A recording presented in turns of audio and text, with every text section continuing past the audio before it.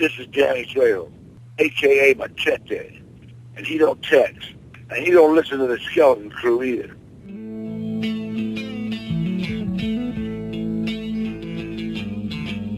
You're listening to the Skeleton Crew exclusively on HorrorBit.com and the Horrorphilia Podcast Network. All right, all you Skeleton Crew, thrill me, you sons of bitches.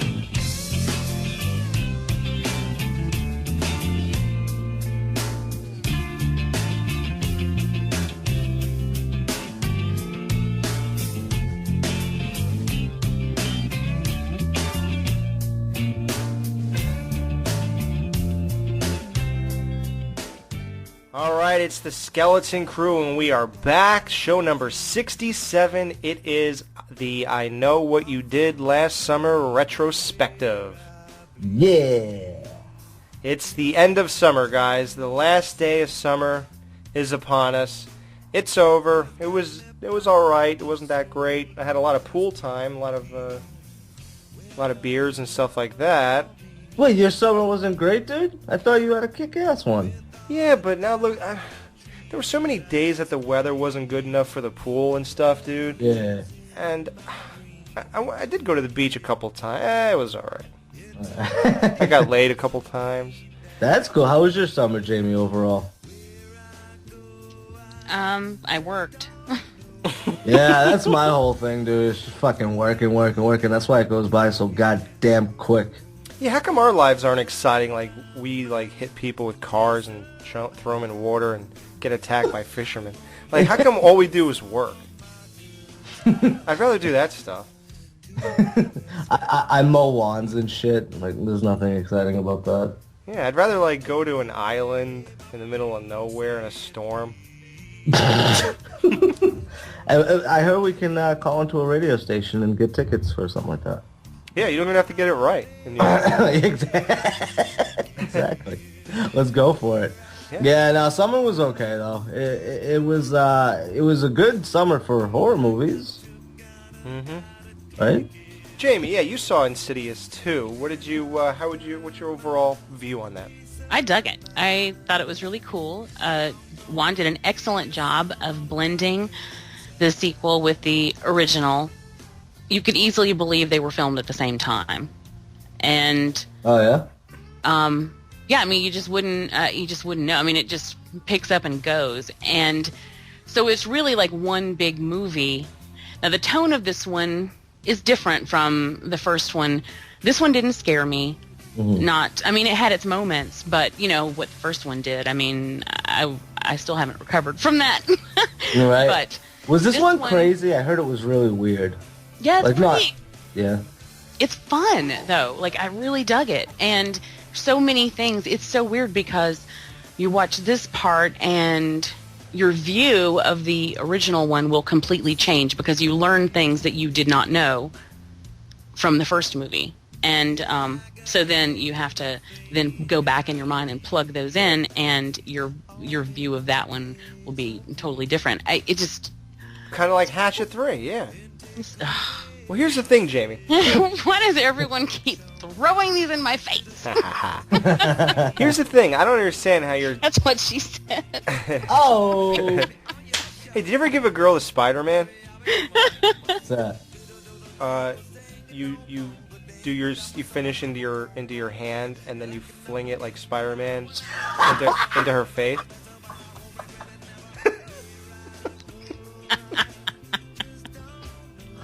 Okay. Well, Jamie started that. All right. No, I've never done that. Good. I have never flung it in someone's face. No. Did your balls hurt when you were done? Anyway, Jamie, for taking us off track. My innocent question was going to be, how is it like one big movie? Isn't like everybody, including the kid, which would really show 5 years older than the last time? You don't really... You yeah. don't really know. I mean, it doesn't... You don't know. You're looking at him, though. I mean, obviously, the baby is... the different is... Yeah, the baby's driving now. I mean, that would be a hint. But... Fucking drinking booze. It doesn't... you don't notice. I don't know if they used the same kids. Did they use I know they used the same everyone else. What? The same kids? I don't remember. The thing is, I don't remember when I was watching this one. I couldn't remember what the other kids looked like, and it didn't matter. But the kid's on the face of the cover, though. Yeah, I know, but Right. And picturing that kid, then no, they didn't use the same kid. Oh, really? Okay. Right, they're probably, different I really actors. can't say for sure because I just didn't notice because I just didn't care. Like I don't pay attention to the kids. So, Well, what else are you watching, though? because in this one it doesn't really matter. It doesn't matter that the whole thing's not about the kid? It's not focused on the kid in all right. this one. So you don't even. I mean, your mind is all over, but it's really cool. I really liked it. I really, really liked it. And Cool. There has already been a third greenlit, and Oh, I am Jesus. I am A-okay with that. Some people may have problems with where the end of the second one will lead into the third one. I am not one of those people. I look forward to it. So I will see. Dave Z from Banana Laser said Juan should have quit horror after Conjuring. Oh, no. No? No. No, Absolutely not. I don't want him to quit. Well, he did quit, so who's going to direct the next one? Well, I don't know. That's what I'm saying is that the direction that it's going in, some people may have a problem with. I'm curious to see where it goes. I may not like it when we get there, but I am definitely looking forward to seeing it. I'm excited about it, and they could fuck it up. You know, it happens. But not your fault. Jamie, would that imply that the ending is kind of like the first one, where it ends kind of like on one of those notes, and then they cut straight to the credits? Because that's a great ending. Is it kind of like that? Is that the setup? Yeah, Same thing. Okay. You get a reaction to something, and then it's over. So Is the ending really ambiguous? yes, in a way. Well, In a way. Yeah. I would say it is. And Is it really ominous? it could be. That's the thing is you don't really know what is on the other end of that reaction. Oh, okay. I So see what you're saying. it could go in an ominous direction. It could go in a comedic direction. Do you remember the two guys, the Geek Squad from the first one? Yeah. Yeah. Well, yeah. That's a fucking. Yes. Yeah, they were in The Conjuring, yeah. So they play a huge part here, and Really? Retard? and so if it continues, Hey, retard, find my ghost! them. I mean, it could easily go in a Ghostbusters direction. You know, I can totally see that. Hey, retarded Bankman! If it would do that, if it did that, I don't think I would like it. But I'm just saying that could easily head in that direction. So Yeah. you know, you got to be wary. But I'm looking forward to it still. I don't know. Well, and don't forget that one guy, that one of Lin Shaye's boys there. He's in Saw. He's in the original Saw. He's the other guy. So he's a fucking great actor. So I'm curious to see where that goes. Now that leads me I to my love next that question. Juan uses the same people over and over again. You know, much like a lot of directors do that. Rob Zombie, Tarantino. Everybody does that, dude. Scorsese, everyone. Scorsese does Adam that. Green. Actually uses the same people in different characters. Steven Spielberg, everybody does. Yeah, everyone does it, and I love that. I love that when you because then you develop a relationship. The director and the actors develop a relationship, and then you develop a relationship with them based on what they put out, and it feels very comfortable. So I always enjoy that, and I love that he does that, and it's almost like a troupe. John Carpenter does that? Did you like what happened with Lin Shaye's character? Don't tell me what happened, but how did that play out? Were you happy with that? Yeah. Okay. Yeah. All right. Cool. All right. Cool. Well, I guess that's our little mini review of Insidious 2. So that's to kick off our I Know You Did Last Summer. Do you guys have any stories really quick before we get into the review of each movie itself? Do you guys have any Dan, you like Scream, and of course that started, everybody says it started a wave of all these teen, pretty polished horror movies in the 90s, late 90s, but, I mean, a wave? I mean, you got Scream, I Know You Did Last Summer, Halloween H2O, and Urban Legends. Urban Legend. And what else is there besides that? Well, all the sequels too. So Scream 2 came out. So that's then. it. The sequels then. Okay. And then yeah, exactly. But yeah, there were a lot more too. Well, there were things like what is that? Dead Souls. When did that come out? Was that early? That was probably like early 2000. Deadpool? Dead Souls. Oh, Dead Souls, and that was a Pretty Boy movie too? It was Pretty Boy. it was what is her name? It was and his name. There, yes, but Jamie, who was the killer in Urban Legend? shut up. Come on, you have 10 seconds. Rebecca Gayheart. Yeah. See, you would have won. I knew the answer. I just couldn't think of her fucking name. Yeah, never mind. With Dan keeping score, you wouldn't have won anyway. True. Very true. That was Oh, wait, classic. it changed the point value. Don't fuck with us if we got our fucking hands on a game show, dude. It's not gonna be fair. It's just gonna be fucking total fucking. Yeah, well, you didn't save me during the last one, so. Between Dan adding the score and me changing the way the score, it's a mess. O'Doyle rules. We had T-ball rules in that game. Yeah, right. That's what Jason Lloyd said. It's like children trying to play soccer for the first time. All right, we're all winners here, kids. So this is worth 10,000 points. That's that. Yeah. Oh, yeah. History. I don't specifically recall watching these movies when I was, 17 and stuff like that. I did, but it didn't have a huge impact. It was big for our little crowd. It was back then. huge, dude. This Because- movie was fucking huge. But I had no friends, so. Well, aww. Well, when Scream came out, it was such a huge boost, and everyone was so excited to see something like that in the theater again, Right. back where it fucking belongs. And it was just everyone was hyped. It was exciting. People were doing like Tim Curry. They were doing Tim Curry? Yeah. Oh, Rocky Horror. Like Oh, they yeah. were having screenings of Scream like Rocky Horror, and people were doing the lines, and I mean it was just Of Coke? probably.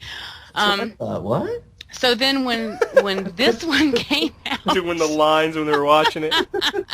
when I they went to were Scream the other night, dude. It was fucking awesome. they were quoting along with the movie, "Shut up," and then when this came out, it was. You got those immediate groans though of people who were like, who were just assumed that it was taking the steam from Scream and just being pushed by that momentum. And there were TV stars in it. It was written by Kevin Williamson. It really isn't surprising that people had that, or that some people had that reaction. I, on the other hand, was still excited.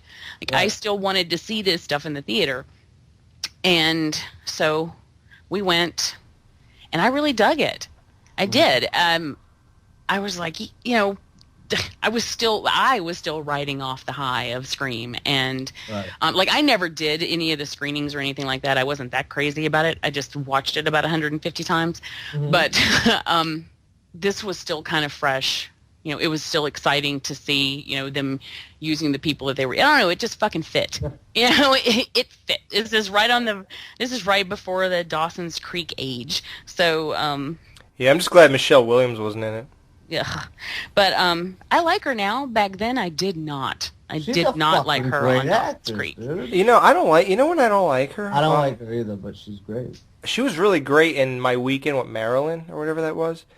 That was really good. She embodied Marilyn Monroe, man. That was unbelievable. But Even look at her in Shutter fucking Island, dude. She plays a nutcase in that, dude, and that was fucked up, dude. But yeah, dude, this movie was huge when it came out, and for me, it was really fucking big. Now, my opinion on the movie itself has changed over the years, but it's still got that nostalgic stuck to it. So, I'll get into that later when we review the first one and stuff like that. But I really do. Me and this movie, we go back, dude. We go way fucking back. And I remember seeing it in the theater, dude. and it was fucking huge, and I loved it then, and everybody was riding this movie for a while, riding the dick and riding it in a bad way too, because, you know, like you said, it was getting a lot of shit because it was riding Scream's coattails and shit like that. But that's what Hollywood does, dude. They fucking get something good, and Scream, you know how everybody says, oh, Scream revitalized or whatever? Well, it did exactly that, but this is part of that revitalization. Like, Right. this is part of that. You have, they're really necessary whether you like them or not. Exactly. You have to have them because they're a transition. They're going to feed off what was the big thing, and then, you know, branch out, because we also got urban legend. Mm-hmm. Well, this is 97. Scream's what, 96? Scream was 96. Yeah. So this was cranked out right away. Right. And well, and if you recall, the Scream sequel was right there too. Right after. So the thing is, we were having this shoved down our throats, because then right after that was I Know What You Did, I Still Know. You know, the Island, yeah. And then you know, more Scream, and then the urban legend was thrown in there, and you know, that's various others. Well, Blair Witch 2, when was that? Oh no, because Blair Witch was 99, so that was way later. But anyway, but even in 1999, 2000, they were still, you know, and we talk about Scream all the time of how, you know, we give it so much credit. Well, this is what we're giving it credit for, though. Like, well, not solely. I think that these, like I said, I think these were necessary. They then went on to better things. However, in the beginning, I was still enjoying this. I even enjoyed Urban Legend at the time. I mean, actually, I don't hate it now because I liked it then. You know, so I liked it when I like watching it now. The Hand movie. What was? Idle Hands. Idle Hands, dude. That's my jam. Which I love. I love that. I love that. You know, so there were. Oh, and then we've got the Final Destination that we're starting. Oh, that's right. Yeah, but those weren't really like a bunch of famous people in a movie, though. Well, there were. Well, it was just what's her face had already done Dark Angel before Idle Hands. Everyone knew who. Oh yeah, her. Yeah, but not the other one. But here's another one. I'll give you two more that you probably never. Well, probably thought of, but not right now. The Faculty. Faculty, yeah. That's one. Josh Hartnett is, the good-looking guy, and you have. I love that. Jon Stewart. Oh, dude, he was so creepy in that movie. The kid in the Maniac remake. Elijah Wood.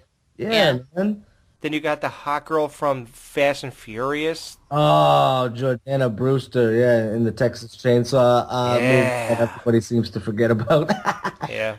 Don't really forget it, just don't like it. You know, you're scared not to. And there's one last one. This one tried really hard, and it's Kevin Williamson all over the place, man, and you'll know why. This tried to be that. I think it got theatrical. It's funny. I rented this with the Faculty, and they were both on one VHS tape. I copied them both on the same tape. Teaching Mrs. Tingle. No. It's called... That wasn't a guess. I was just remembering. It's called Disturbing Behavior. Oh fuck yeah, with Katie Holmes. Yeah. And I really love that movie with those nasty blue ribbons. That's Yeah, right. That's a lot of fucking fun. Yeah. Those were my two, like, when I was really into horror, like, as a teenager, but I never, oddly enough, man, it's so weird, I never grabbed on to the Jason, Freddy, Michael thing until, like, years later.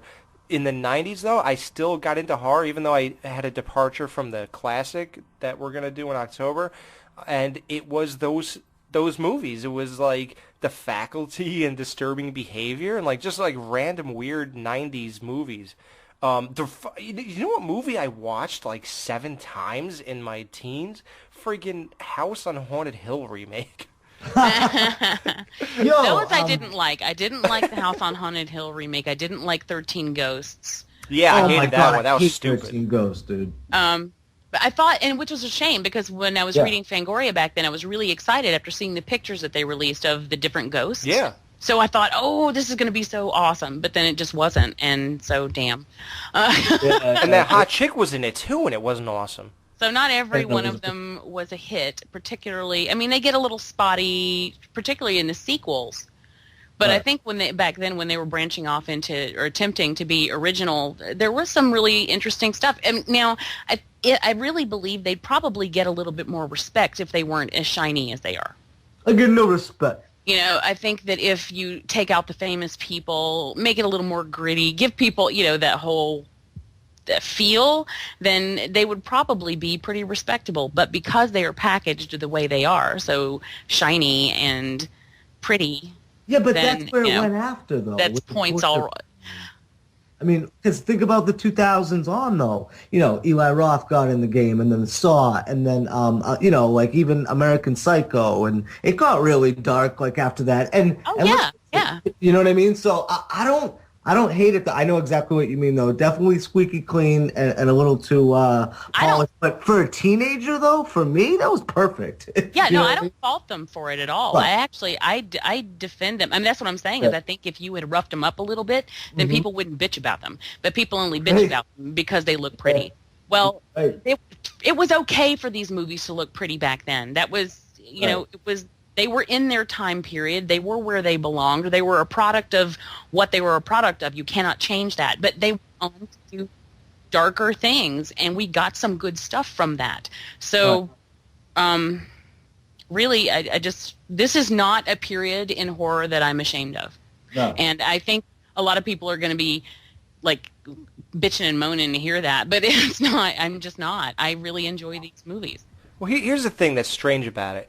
Although they were polished and squeaky clean and all pretty people, in a weird way, that is what made the, how do you say, modern teenager relate to it. Because they see their people in these movies or things that they want to see in other movies in a horror movie, and now it becomes relatable because now Freddie Prinze Jr. is going through this. Now Sarah Michelle Gellar, Jennifer Love Hewitt, you know, like all these hot people. Like Neve Campbell's not really sexy or anything. She's just okay looking. She's not hot, or there's no sex appeal to her, but she's just, I don't know how she fits into this really, and even a lot of the people. Rose McGowan is not particularly good looking, so it's hard to say that like it was all models.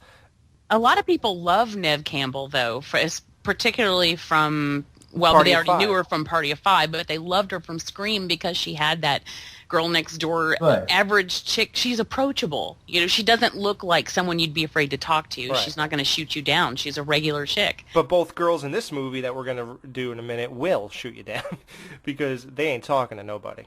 You know, I don't honestly think that Jennifer Love Hewitt looks very good in this movie. I've seen her look really, really beautiful, and this isn't it. Like even the parts where she's supposed to, like before all the shit goes down, where they take her makeup off. Yeah. She's talking about Sarah Michelle Gellar, however, is just really gorgeous in this, I think. Well, not after they cut her hair, but we'll get into that. Even then, I think she pulls it off. You know, it's a joke. It's a shame that Bridget Wilson is shoved so far into the background, though, because I've always been a fan of hers, and she just gets that whole bitchy horn-rimmed glasses sister thing going on, which is kind of sad. Her and Sarah Michelle Gellar have some of the worst dialogue, too. We'll get into that in a little bit during the party scene. But don't you think, though, that squeaky clean image... Okay, first of all, it's not attributed to everybody's looks, because you're right. About Neve Campbell, you start citing examples, and it's kind of half and half. They do have pretty faces. Right. Okay. But they've been doing that. They've been doing that forever, though. But I think the other half of it, yes, they get the pretty faces, but... They automatically equate that with the teen drama type of thing, like the Dawson's Creek and the fucking, what else, like, I don't want to say Charmed, but, you know, like stupid, like, you know, lighthearted teen drama shit. And they incorporated that into the horror movies. The Craft.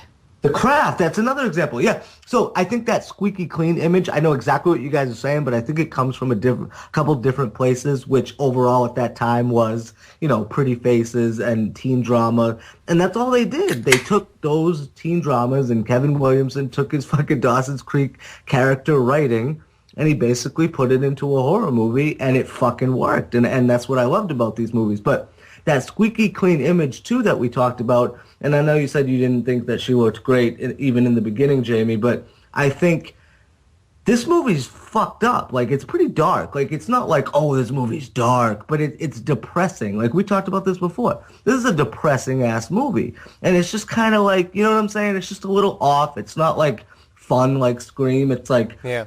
These chicks look like shit, and then, you know, Ryan Phillippe's a fucking, well, he was always a drunk, but, you know, he's completely off of the edge, and everybody's all fucked up from it. So I think that's why this movie works, too. It's because, yeah, let's take all these fucking, you know, teeny boppers, and then they all come back, and they're all fucked up from it. So that's what I liked about it. It was a little dark. Yeah. All right, well, we keep sort of stepping over the line of reviewing, so what the hell, we might as well just go ahead and do it. Reviewing. Yeah, exactly, so we might as well just go ahead. All right, so we'll be right back. Check out the trailer for the classic now. That's sad, because it still feels new to me for some weird reason, just like the Scream. If I haven't seen it, it's new to me. Yeah, like all these old things, like, since they were the new transition, it just seems new to me. I don't know why. But here it is. Here's the trailer for I Know What You Did Last Summer, 1997. So the boy and girl are making out, right? When they hear over the radio that this lunatic killer's escaped from an insane asylum. That's not the way it goes. The boy goes for help, and the girl stays in the car, and she hears this, like, scratching sound. No, he's been decapitated. No, he was gutted with a hook. Mary! With you! Watch out!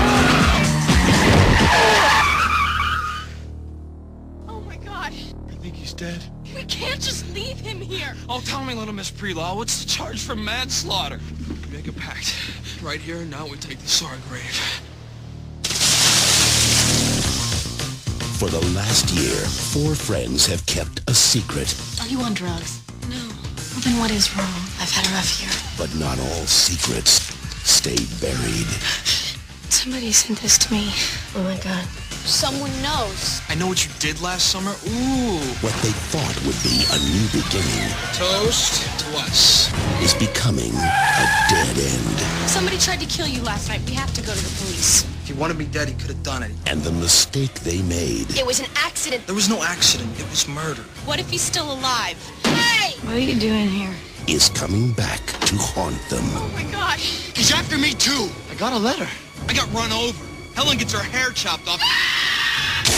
Julie gets a body in a trunk and you get a letter? That's balanced. He's waiting for us to unravel. The wait is over.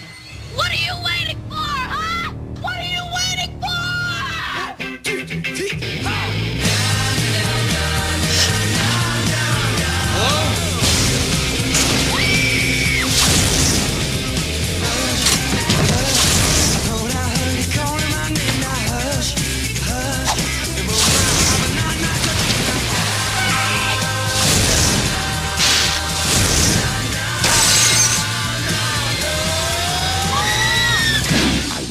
You did last summer. I know what you did last summer. And it's not I know what ya did, it's you, but I talk like a Jersey retard. I know what you did, you retard. You fucking hit that dude with your car, you fucking douche. I know what you did last summer. You went down the shore, you got drunk, you banged your girlfriend, and you hit a dude. Oh, I gotta talk about the girlfriends too, man. There's some like there's some dynamics in this movie that are depressing as shit. I Know What You Did Last Summer, 1997. It rates 5.5 out of 10 on IMDb, and it stars Jennifer Love Hewitt as Julie James, Sarah Michelle Gellar as Helen Shivers, Ryan Phillippe as Barry William Cox. They had to add the Cox I was in there. hoping you would say that name like that. Freddie Prinze Jr. as Ray Bronson, Bridget Wilson Sampras as Elsa Shivers, Anne Heche as the sister of Max. Oh no, sister of the guy who died. Well, I forgot his name. Who gives a fuck? All right, David Egan. Egan, yeah. So the synopsis is very simple. It's 4 teens are in great danger 1 year after their car hits a stranger whose body they dumped in the sea. I just definitely want to start out by saying this movie right away. It has its ups and downs, but I'll say not too many downs, but I think it has amazing atmosphere, man. When they film that water and it hits the mountain with that curvy road and shit, dude, that's like horror heaven to me. I think the only problem I have with this, almost the whole movie throughout, is that it's very dark, and I wonder if a Blu-ray treatment would help that. I wouldn't know, but I've actually heard it's better on. Well, see, here's the thing with this. You're right. It's very dark. It is, but what do you think about the opening scene? Oh, I'm sorry. I didn't mean to get away from the transfer or whatever. But the first scene, dude, when the dude's sitting on the fucking. They get the opening title sequence, I guess, is the camera going over water or whatever. Yeah, it's amazing. And even then it's dark, just going over the water. It's so dark though, yeah. Yeah, but dude, oh man, that to me set the fucking tone for the whole movie, like that one scene. And it wasn't anything like, oh, this is brilliant, but No, it is brilliant. I think it was shot brilliantly. But it wasn't like, it was just like, oh my god, this fucking beginning to this was crazy. It's the dude sitting on a thing. But even the, what is it, Typo Negative, the fucking song in the beginning, it's kind of a weird song, and that dude has a weird voice to begin with, but I just love everything about the opening of this movie. I love it. I loved it the first time when it was Lost Boys. But oh snap! You're right. You stole the intro. But Lost Boys opens just like this one does. With good point. Flying over ocean, and it's beautiful. I mean, and Blair Witch 2 did it over the woods. And a lot of movies have done that, and it's because Evil Dead did it. It's pretty to look at.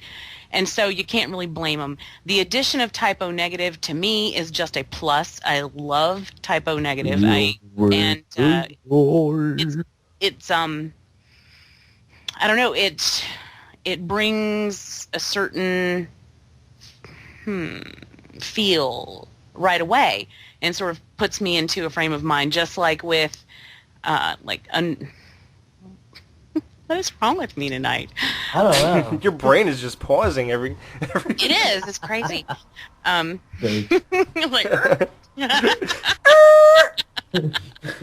It's like really blah blah blah.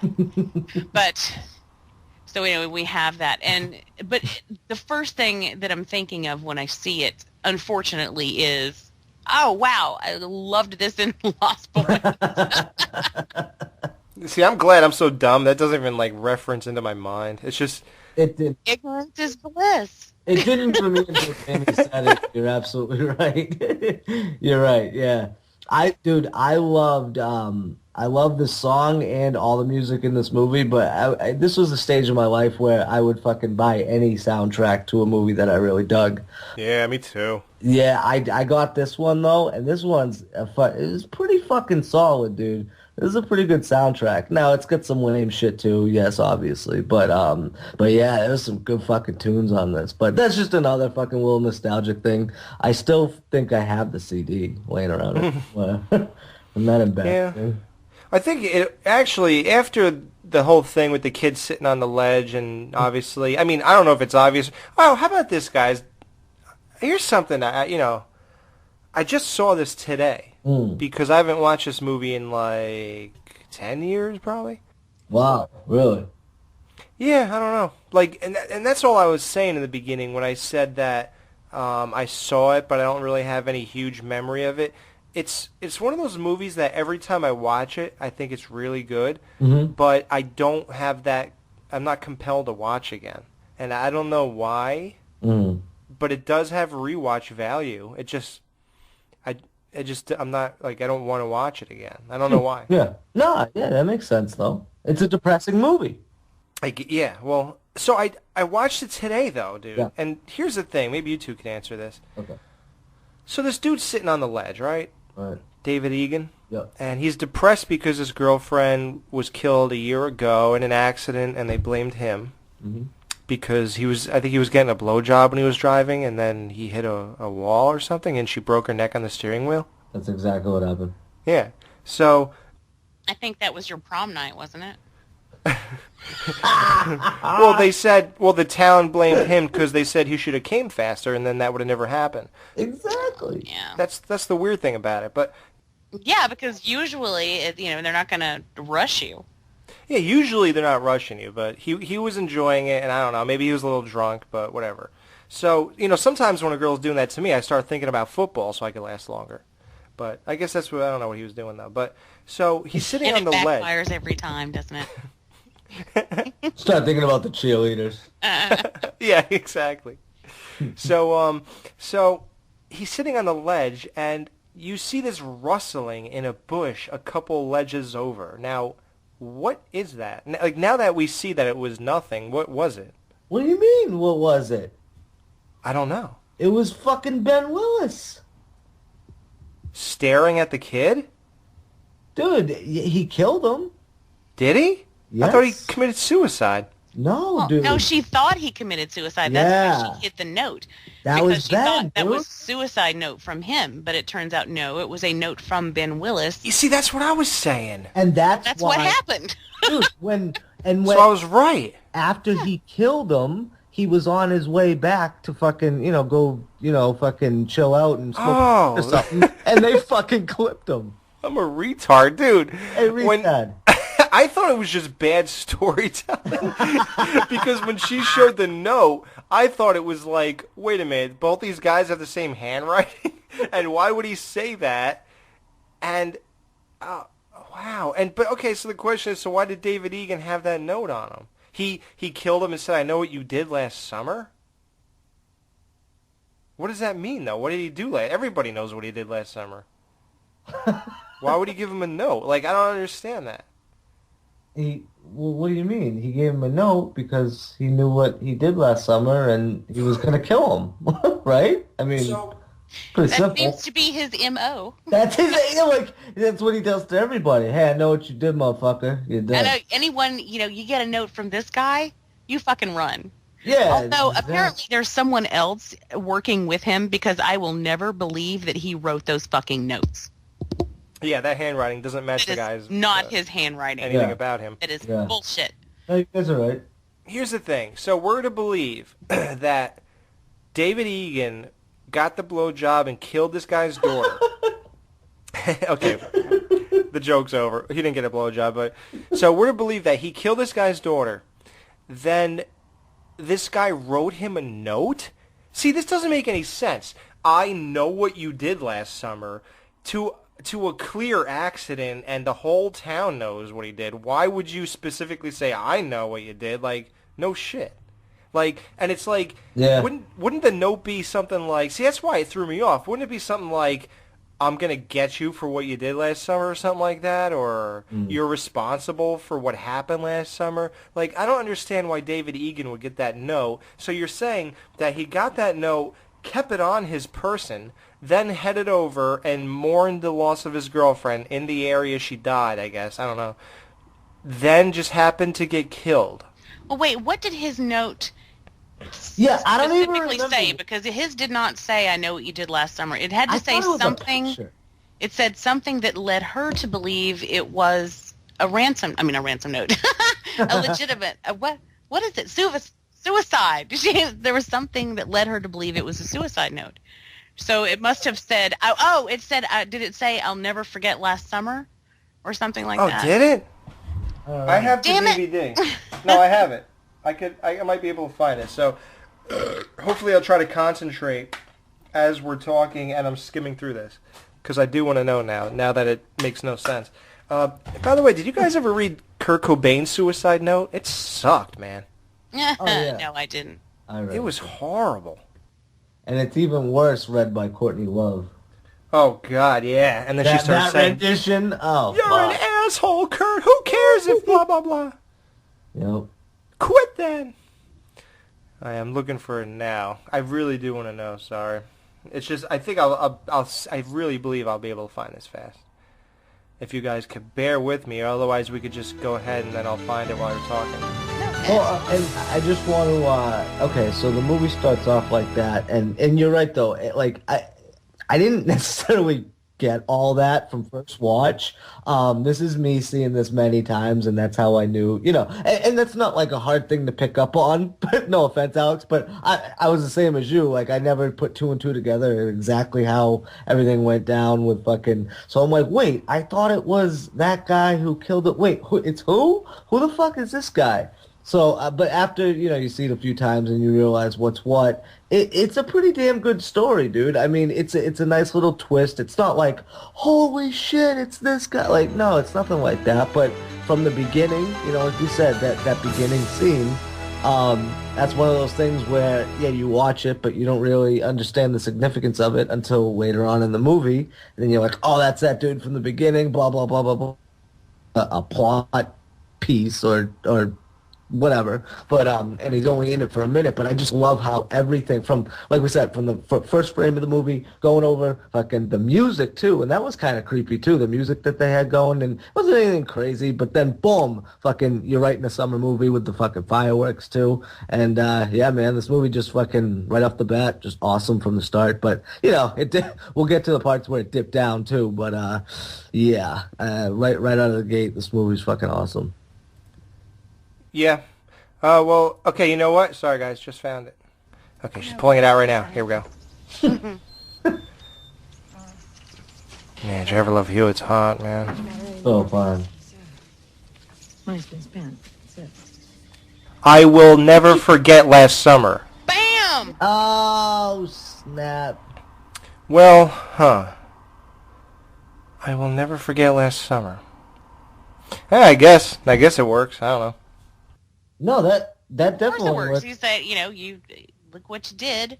I won't forget. Look what you did, you little jerk. Look what you did, you little jerk. And that's the thing, though. Like, that changes the whole thing that we were just talking about, because that doesn't imply that anything except for he's feeling guilty, and then fucking little Benny over here is going to make him pay for it with his hook, All right, well, so the movie starts off with a beauty contest, and Sarah Michelle Gellar is the winner and all that. So here's the obvious question right off the... Buffy, yeah, that's my girlfriend. Yeah, that's my girlfriend too, yeah. Yeah, dude, it's so hard. Movie, dude. It's so hard to watch this movie sometimes. Dude, every time, all I see is Cliff O'Malley. I keep getting flashbacks. Oh, yeah, especially in the locker room, dude. Oh, my God. Every time he goes to grab that whatever's in his locker, I think it's going to be a little penis. My name is Cliff. Brother of Joe. I got me some crack. I want me some hoe. Let me hear you say. Yeah. Yeah. Let me hear you say yeah. Yeah. Nobody gets that if they don't even know what we're talking about. Guys, go rent Dead Man on Campus.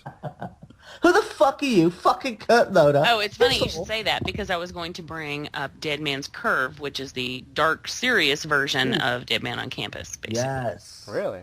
Mm-hmm. Matthew Lillard, too, correct? Yes, that's correct. Yep. Again, writing off the Scream steam. Yep. Ooh, I think I just invented a phrase. Oh, shit. Jamie Jenkins with the Scream steam. Oh, everyone's going to be saying that for the next 5 years. Jamie Jenkins with the Scream Dream Team. Yes, because people frequently pick up things I say and repeat them a lot. Well, they all picked up, shut up, Alex. Right, so. No, I think they just found their way to that one on their own. Thank you, James. By the grace of God. Yeah. I don't know how they listen to me for so many hours and don't say that. Okay, so the obvious question here, and I guess only Dan can answer this, but Jamie can appreciate the beauty too, so I'll let her answer, or I'll ask her too. Who is hotter, Sarah Michelle Gellar or Jennifer Love Hewitt? I already answered it. Well, in this movie, but you can do overall, though. Oh, okay. Oh, dude. I never, you know what's funny? I never thought about that, but that may well be the hardest question ever.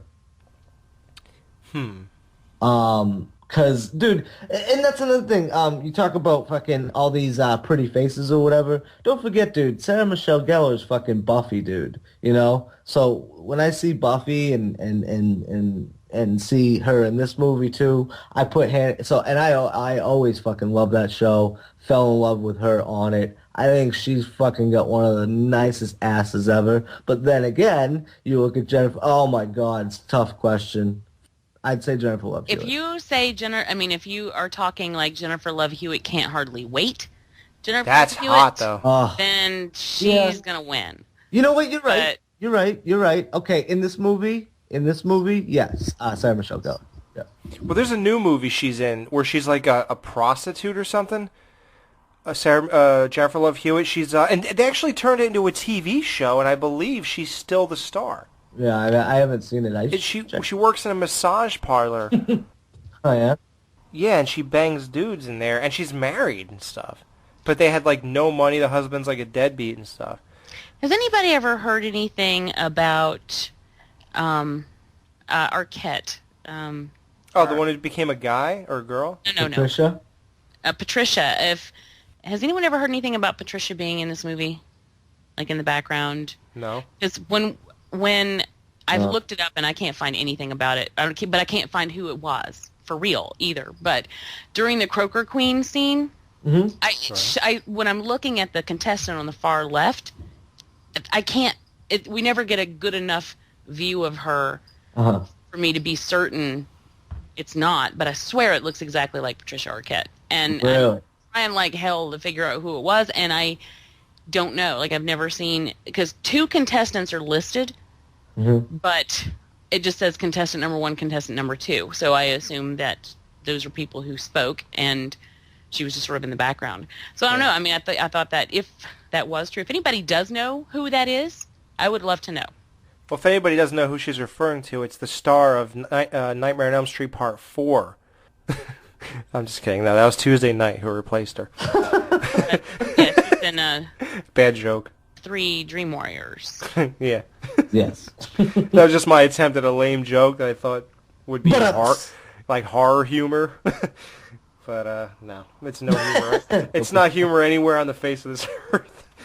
Okay, so the dude who is in love with Jennifer Love Hewitt, Max, is that the kid from Roseanne? Yes, Johnny Galecki. Also from Big Bang Theory. Yeah. And all the Stridex commercials. Christmas Vacation. Wait, what else is it, Jamie? Christmas Vacation. Oh, yeah. Oh, yeah. Shit. Yeah, Rusty. Wow. Shit, Rusty, man. Wow. I never fucking... Wow. He looks completely different from when he's in Christmas Vacation. He doesn't look like he would just a little while later be, Roseanne. No. You know what I mean? No, he doesn't. And it's weird. He just exudes loser out of every pore. I think he has sort of a laid-back coolness to him in Christmas Vacation that he quickly loses in Roseanne, like the moment he steps on screen, and he's never recovered. So he was a badass kid. I think he peaked. I think he's horrible at an early age. Too. I think he sucks. Yeah, he is a bad actor, especially when he was acting all cool. Like, his character made no sense. No. When she walks up to him after they hit the guy, he's acting all cool, like, yeah, I can see he has one too many. That car don't look new anymore. Like, he's trying to be cool. Yeah. And it's so... something's weird. Like, I don't know, man. I don't know about that guy, but... No, dude, that whole scene is fucked. You're absolutely right, dude. I had a big problem with that scene right off the bat. Like, yeah, you guys have car trouble. Like, shut up, dude. And, like, they're clearly trying to fucking cover it up, and there's this whole fucking thing where it's like, oh, shit, dude, like, hopefully they don't get caught, even though, like, they just smoked the guy. Like, we still feel for him. Like, I hope they don't get caught. And then we got this asshole to deal with on the other end of the spectrum. Yeah, it's always like that. This is but this is really who they're trying to fucking hide it from? Like this douchebag who's just trying to impress this chick? Like, it's just stupid. Well, dude. and do you believe for one moment that anyone driving that close to them would not see what they were doing? Oh, yeah. That's such bullshit. He was right there, and they're like, oh, he's slowing down. Well, he's 20 feet away. Of course he's slowing down. How big do you think this road is? It's like they took 20 minutes to move the body from the time they heard him screeching around. I know. And I'm like, you gotta be. And then he's like, oh no, here he comes. Like 15 minutes later, oh, he's on his way. Yeah. Any minute now. She's right, because they move his body after he starts driving around the bend. Right. Yeah. And it's like, you would obviously see that. Like, you see both Freddie Prinze Jr. and this other dude hunched over, dragging something to the guardrail, and yet you think he's just throwing up. Like, Right. it's so wrong. Like, I don't know. Yeah. All right, well, let's get to the accident. So they're in the car. They left the beach. They're driving. Freddie Prinze Jr. sober, and so is the other prude. And then they're driving, and Sarah Michelle Gellar's in the back. Ryan Felipe is coming out of the moonroof, drinking, drops the bottle on the lap, and distracts Freddie Prinze Jr. He hits the fisherman. And so here's the big question now. Would you guys, honestly, I'm talking dead honest, not to shock anybody, and I will choose to throw the body in the water because he's already dead. And cops, to me, cops is like, that's not the real world. That's people trying to control other people and people who have jobs. To me, it's not like necessary to call in a murder or anything like that. To me, like if I hit somebody, They don't need to know. like it's formality. It has nothing to do with real life. It's just like what we created as people. Like, well, you gotta call the cops now. Like, no, this is real life, dude. My life's fucking over if I do that. Now, I hit this guy. He's dead. I didn't mean to do it. I don't deserve any punishment because it was an accident, and this guy dropped the bottle on my lap anyway. So, you really shouldn't be ruining your life over this. He's already dead. So I would throw him in the water and just go home. Now, do you guys, would you do the same thing? Oh, dude, I would definitely fucking dump his ass in the ocean, and I'll tell you why. Because this dude's crazy, and he just killed somebody. Karma's a bitch. Yeah, but you don't know that, though. Yeah, well, I do now. I've seen the movie. You're stupid. Seriously, that is a question that I have asked myself every single time I watch this movie, and I wrestle with it because I don't know. Because I think my first I didn't. She wrestles. I didn't. My first reaction, my initial reaction, is yes, to call the authorities because it's the right thing to do. He has family out there. People need to know what's happened to him. I just think it's wrong to throw someone out and like they never existed. Yes, it may have been an accident. It may have even been his fault, but that doesn't mean that he deserves to be treated like garbage. I'm a prom night dumpster baby. And we don't know what he's done or what he hasn't done. At this point, Jamie, he's just a human being. However, every time I think about that, then I start thinking, well, look at the car. Look at the driver. Look at who was really driving, but you can't prove that. However, I do now think you could, because there's no way in hell that Barry's not going to have a huge bruise across his midsection from when the accident occurred and he was hanging out the roof of the car. You saw him fly forward. Something is going to register there. I really believe they could have proven it. And then they could have done a blood test, and they would have seen that, the driver wasn't actually drunk, and then, blah, blah, blah. They bust him for an open container, and maybe, okay, so they were fucking around, then it could be bad. But Barry was fucking around. He was the one that was hanging out of the roof and all this stuff. Okay, so now you're Barry. Now you're Barry. What would you do?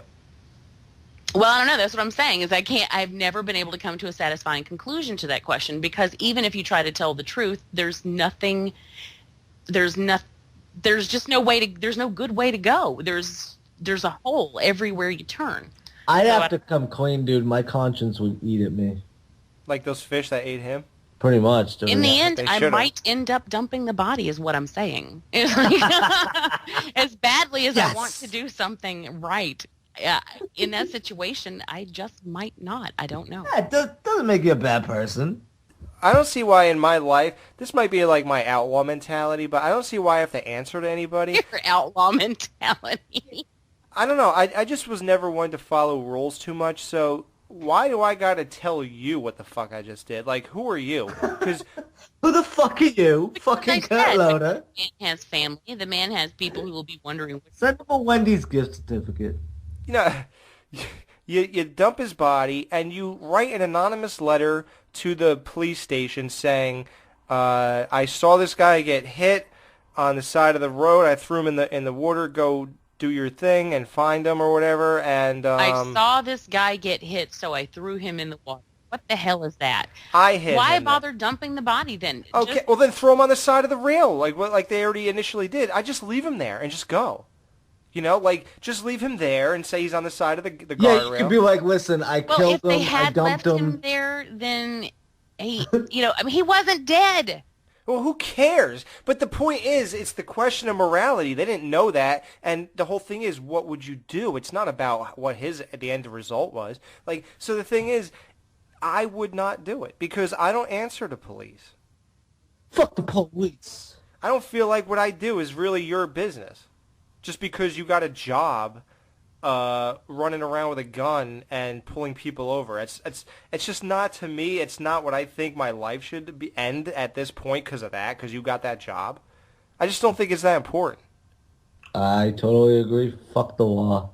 And that's all it is them adhering to a law or whatever, which a lot of them I don't agree with and shit like that. But yeah, fuck authority, dude. I do the same thing. Because they made quick decisions, and I gotta hand it to them because, that shit did happen pretty quickly. But they're like, listen, our life will be over. What, you think you're gonna make it into fucking law school or whatever the fuck he was doing? And it's true. Your life is over, so you gotta make a decision at that point in the game, Yeah, I'm sorry. My life's more important than a dead person. I'm sorry. There's billions of dead people, and I'm still here, and I'm gonna be dead one day, so I'm not wasting it in fucking jail. Sorry. Exactly. So yeah. So Dan says that beyond this point, it's all intense stuff like that, and then the movie becomes depressing. It's funny, although it's depressing. They actually attempt humor in this movie, like Sarah Michelle or Jennifer Love Hewitt goes home or whatever, and her mom serves her fish, and all she could think of is that this fish might have shit the guy I threw in the ocean. Is that what you got from that? Yeah, isn't that what you got?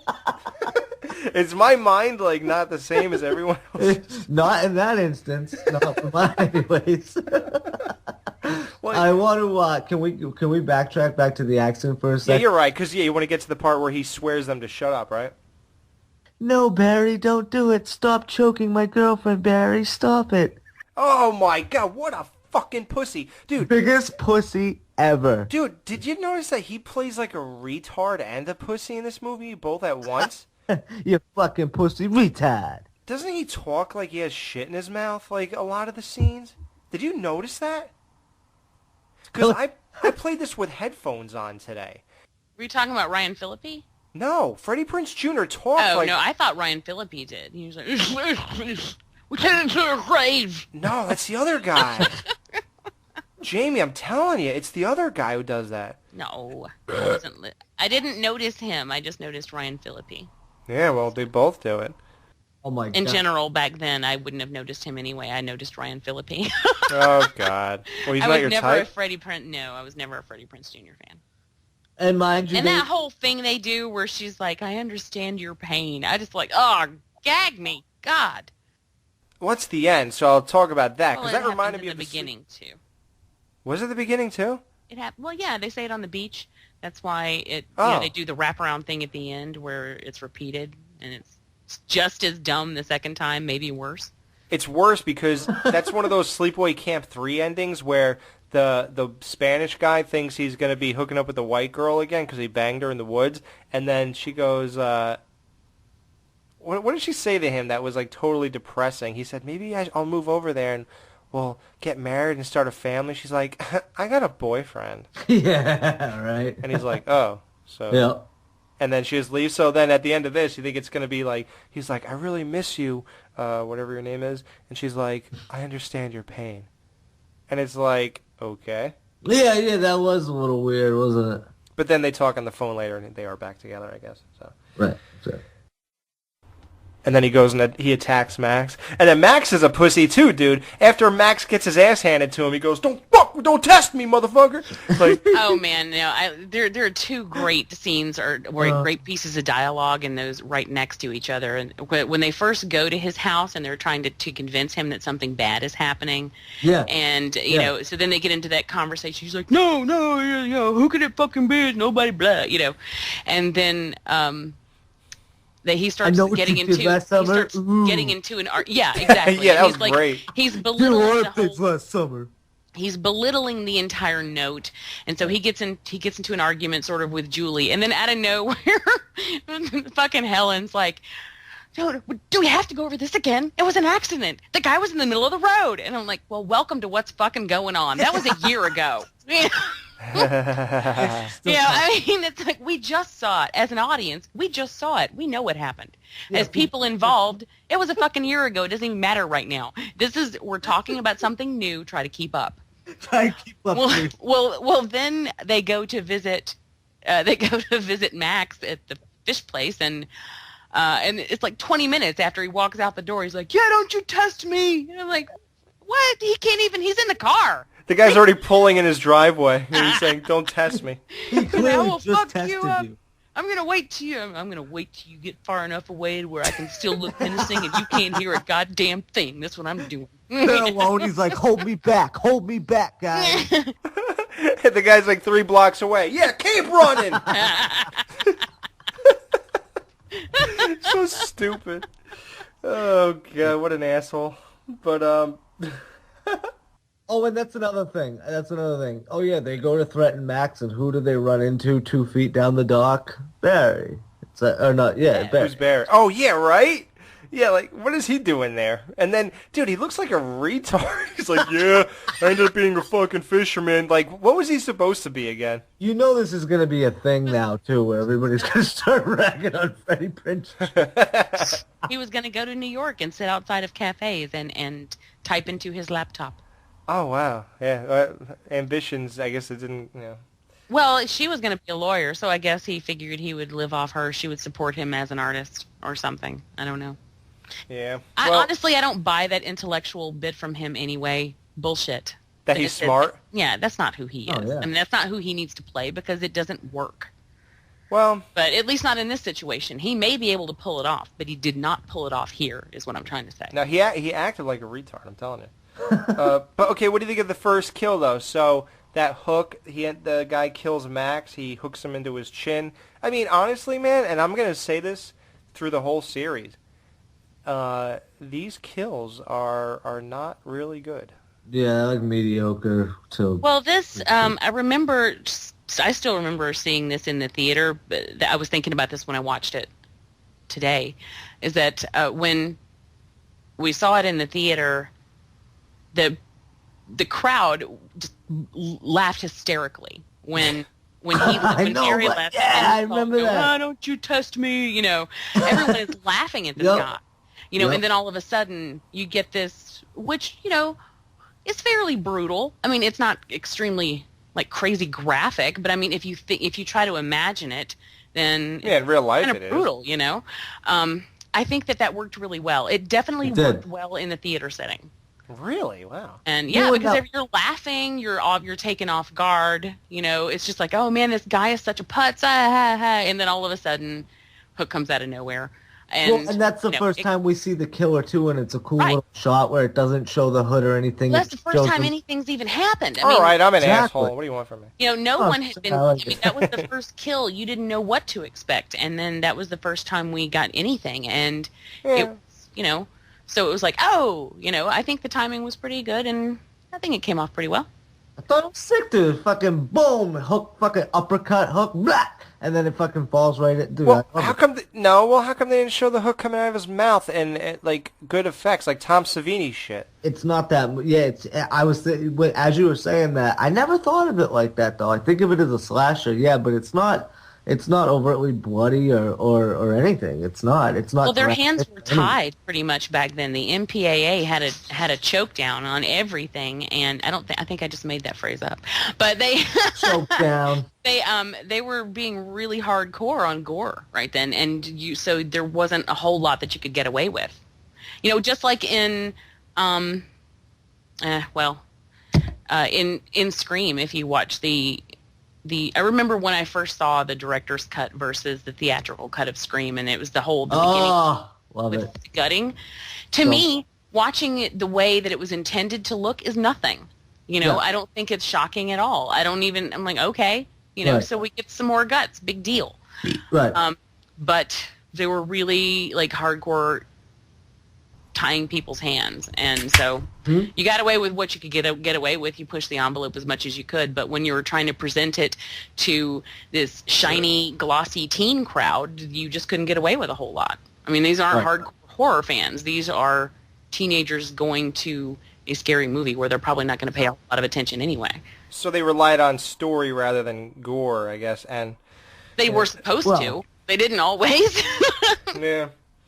I like the story, though. I think Kevin Williamson did a good job with everything. But it's not like all these stories, dude. Like all these fucking, you know, teens, and then they get into the killer comes in. It's like none of these are like, oh my god, these are amazing movies. They're just fun. I mean, they're relevant to us because, you know, that they're the movies that we grew up with and shit. But I don't think they're amazing by any means. I think there's a lot of nostalgia, especially with like, you know, like we said, Scream and then this and even the sequel and all this stuff, because it's like they're not great, but they're fun, man. You know, and I think they're solid, though.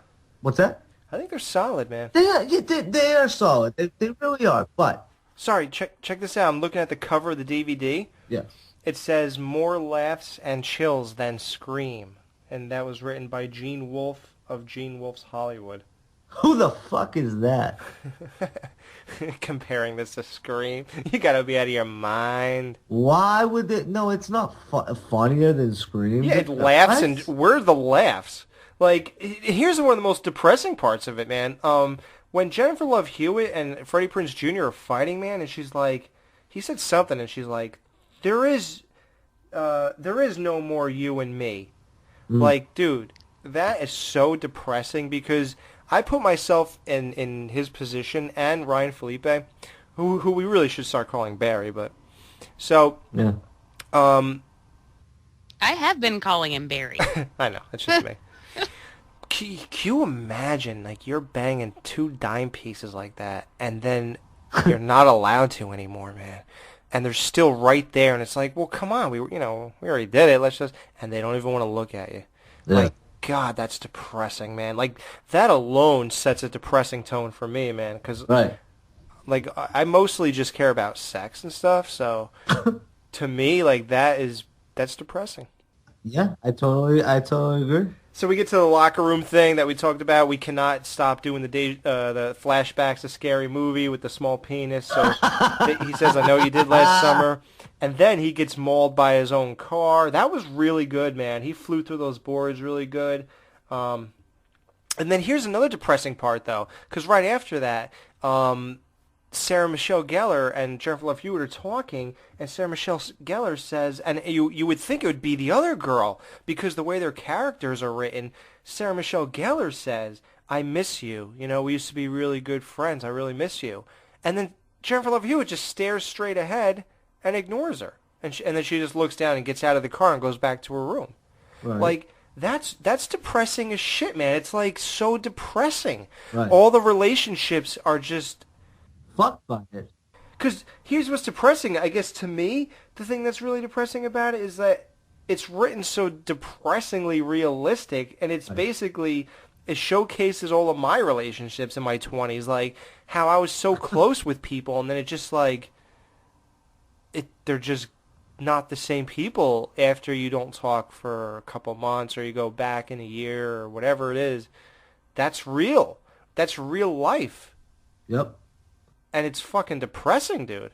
Well, and I mean the big part in this too, and you're absolutely right. But you know, it's basically like they can't even look at each other because of what they did. You know what I mean? Like they're just so ashamed of themselves and shit like that. So it's like this like self loathing fucking thing that just, it's just like, okay, this is depressing. And even that scene where Sarah Michelle Gellar comes home and her father just doesn't even care. He's just staring straight ahead. What's that all about? She's like, I'm home, Dad. He's like, bitch, I don't give a fuck. Dude, he's watching baseball and just drinking his beer and just keeps looking straight ahead. Like, what is this? Yeah, right? Isolation. What are they trying to convey with that scene? With that one? Well, I'm trying to think of it now. I don't know. Yeah, that was weird, dude. I don't know. I think I really never understood why he would have a reason to be distant. I do. Because she's so hot and he knows she's sucking everyone's dick in high school? Basically, because she's so hot, and you find out that she's working at her dad's store. He's probably disappointed in her that she didn't go off to college.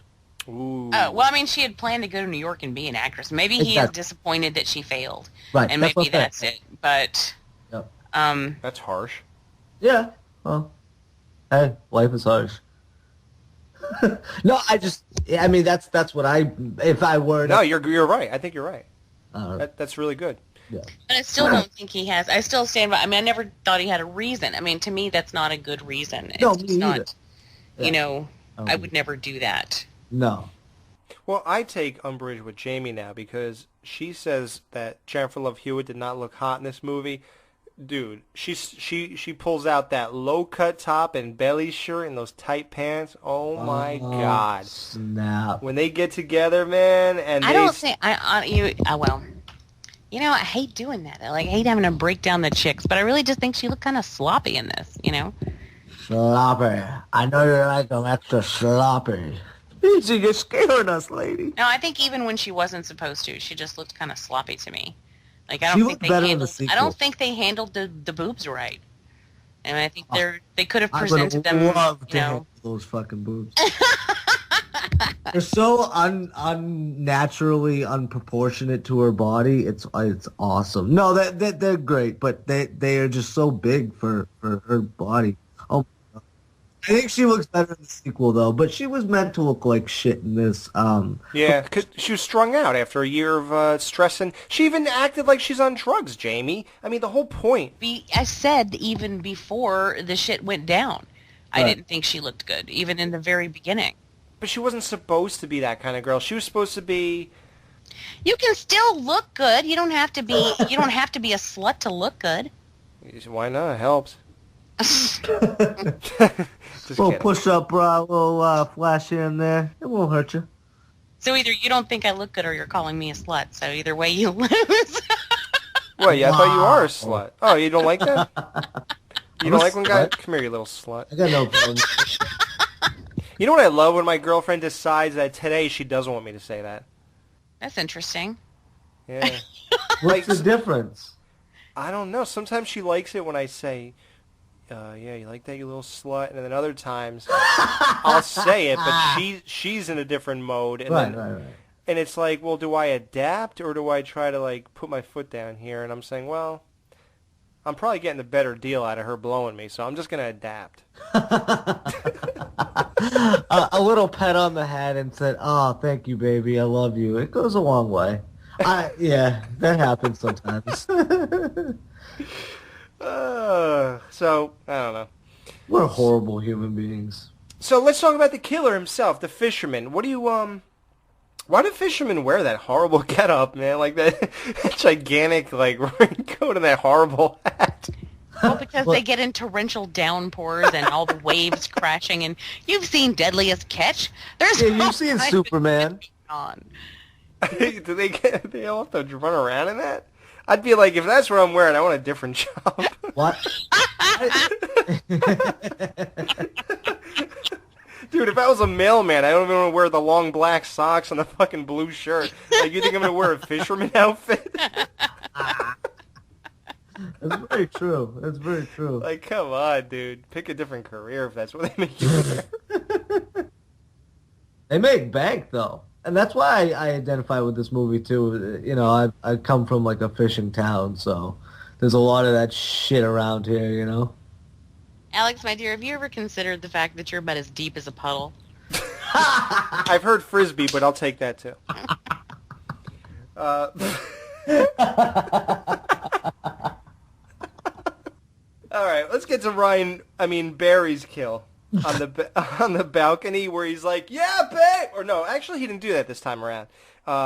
He was just protecting her during the float when she was on the float, and then he's up there, and he gets killed. Oh, another freaking flashback from Scary Movie, dude. Oh my god, dude. Yeah. It's impossible not to think of that. But here's what bothers me about it. This time in real life, when she's screaming, "He's killing him! He's killing him!" and all that stuff. He's killing me! Why does the fucking random nobodies in the crowd grab her and hold her when she's running and screaming and going somewhere? If you were anyone in that crowd, would you be compelled? Well, I would actually be compelled to reach out and grab her, but not to hold her there for just to grab a boob. I would grab a boob or an ass. Oh my god, dude, I couldn't agree more, dude. Yeah, why the fuck are you holding her back, dude? What you're doing makes no sense. Who does that? Who has time? Exactly. Ugh, morons. Yep. Yeah, you know what's weird about that too? That they were together in this movie. Weren't they together in Cruel Intentions? Yep. That movie's good, man. Yeah, I like that movie. The spit swap. Oh man. The cocaine in the cross. She's a fucking evil bitch in that movie. I know. I liked it though, man. That's hot to me. Once again, I can't help but think of Not Another Teen Movie. Why? What happened there? With the never been kissed chick and. Yeah. See, you guys memorized that movie. I saw that movie 2 times, man. I don't even know what you're talking about. Do you know that scene in Not Another Teen Movie, the woman really never had been kissed? She never had a French kiss, and that if you watch the extras on the movie, like one of the featurettes or whatever, they talk about that. So she really wanted to make it special for her. Wait, so which one are you talking about then? Not Another Teen Movie. Oh, okay. Oh, and yeah, watch that movie again, Alex, and you'll see why I want to. Mister, haven't watched that movie enough times. I'm sorry. You guys memorized the fucking song in that movie. I forgot there was a song, and you guys memorized it. That movie is. I love it. It can happen at the prom tonight. I didn't hate it or anything. I just I don't know. It's just another thing, just like this. I wasn't compelled to watch it again. But here's the thing: wasn't there another movie that was like a teen movie, and that Raleigh Mingwald was in it or something? Who? Raleigh Mingwald? She was in Not Another Teen Movie. She was at the end. Yeah. She was there. Okay. Stewardess. Yeah. Yep. I remember that. See? Yep. Or not the stewardess, but the flight check-in. Yeah, exactly. What do you guys think about when Jennifer Love Hewitt was doing the expedition scene, and it's that fucking old school internet, and it's just like news articles, like randomly pop in new windows and stuff, and it's like this movie's dated. Oh my god, yeah, absolutely. Yeah, that was horrible, dude. Well, it's 15 years old. You got to cut it some slack. I mean, at least she didn't. She was upgraded from microfiche. Yeah, she's not in the fucking library scrolling through. The microfiche library scenes are always my favorites anyway, so it actually depresses me that we don't have to do that anymore. But why did the Freddy vs. Jason kids do that? Did you say why didn't they, or when did... They did. I mean, they did. Why did they do I'm not really sure, but I was actually glad that they did because I enjoy that. So it was nice to go back to that, to say, hey, this is still a viable, useful tool. They're still using the Dewey Decimal System. I would have been even happier if they'd used a rotary phone. If I make a horror movie, I'm putting all that shit in there. Man. Oh yeah. Okay, so Sarah Michelle Gellar eventually gets killed. Guys, I don't know, man. Kills are not doing it for me, man. She's running through the town, goes down an alley, then down an alley with tires, and we all know the guy is going to pop out, but then she gets to a point, and the only difference is that he pops out. She looks back, and then she looks forward, and then he's there, and there's a parade going by. And I don't even remember exactly how she was killed. I think he just kept hitting her with the goddamn hook. I don't know how you guys think that that's good. I don't get it. We haven't said anything about it yet. I know. Who said what? Well, you guys said that the kills are all right or something like that. We were talking about the first one, and we hadn't gotten to this one yet. I'm not saying that they're awesome across the board. All right, what do you think about this one? It was all right. See, I told you. What is with you? That's not all right. No, I do like the fact that they tried to be a little bit original with where he came out and when. You know, they tried to throw you in a different direction, so I appreciate that. You don't really... Well, you don't see anything, really, and so you don't know. But, I mean, so it's kind of boring in that respect. We get a great shot of the band. Well, and now, mind you, they copied basically that same situation from Scream, too. In the beginning with Drew Barrymore, of where when the parents are coming in and everybody's like, throw the fucking phone, and she's right there next to him. Well, same thing. There's a parade right there, and she's right almost there. And a lot of other movies have done that too. But I mean, you want to make Halloween that comparison. 2 did that. Halloween 2, exactly. Yeah, so many movies have. So I don't want to say it's because of Scream or whatever. But basically, the same fucking thing. Yeah, I mean, it is a commonly used diversion or reason for people. Well, in the Funhouse, they did it too. She's screaming out the fan at the bottom of the Funhouse when her parents are like 20 feet away, but they can't hear her because of the fan. So she's, I mean, it's something they've been using that for years, and because it works, because it's a good reason to have them almost make it, but then at the last minute they don't. So you're with, I mean, the intent behind it is that you're with that character. You're like, they're going to make it, they're going to make it, they're going to make it. Ah, hell. Yeah, right. It doesn't always work, though. I'm going to say this did not work. It failed in every respect. So I will say that it worked for me in that I didn't want her to get killed because I actually like Sarah Michelle Gellar. Yeah. Her. I enjoyed seeing her. Me too. So it depressed me when she got killed. I was really hoping that she would make it, even though I know she wouldn't. But it just, I wanted her to because she had star power too. So I was really hoping that she might pull it out. But she didn't. Dude, that was Buffy, dude. When Buffy went down, that was a big fucking moment, dude. Because Julie was always the weaker one, right? As opposed to Helen, where she was like the not prom queen, but she was Miss Teen fucking Tits USA. Here she comes. But I don't know, like I will serve my country. Yeah, she's awesome. Yeah, I was pissed. I thought, here's what I thought. I thought she was probably going to survive, not throughout the whole movie, but, be there till the end. But I quickly realized that's not going to happen when she's being chased through and she's all alone and shit like that. And I don't know. I didn't necessarily like the way she went out because it was all alone. I don't know. I just feel like they could have incorporated the friendship she's all alone. Aspect of all of them and kind of maybe try and make it redeemable at the end as opposed to just her relationship with fucking Dum Dum Ray over here. Yeah, you're right, dude. I mean? Like, they should have fucking done a lot more with it where they could have fucking maybe, I don't know, bonded a little bit, fucking been thrown in some peril situations so they have to fucking bond and then fucking offer and then it's more tragic that way. But they kind of killed her all alone. It was like she was all sad. She got her hair chopped off the night before. Dad don't give a fuck about her. Next day she goes to fucking, and it's all depressing and she's got to fucking, give the crown over. And then she gets chased down an alley all by herself. It's just like, they could have done something else with it. But. Dude, I was so depressed when she died. I was only packing a half a chub.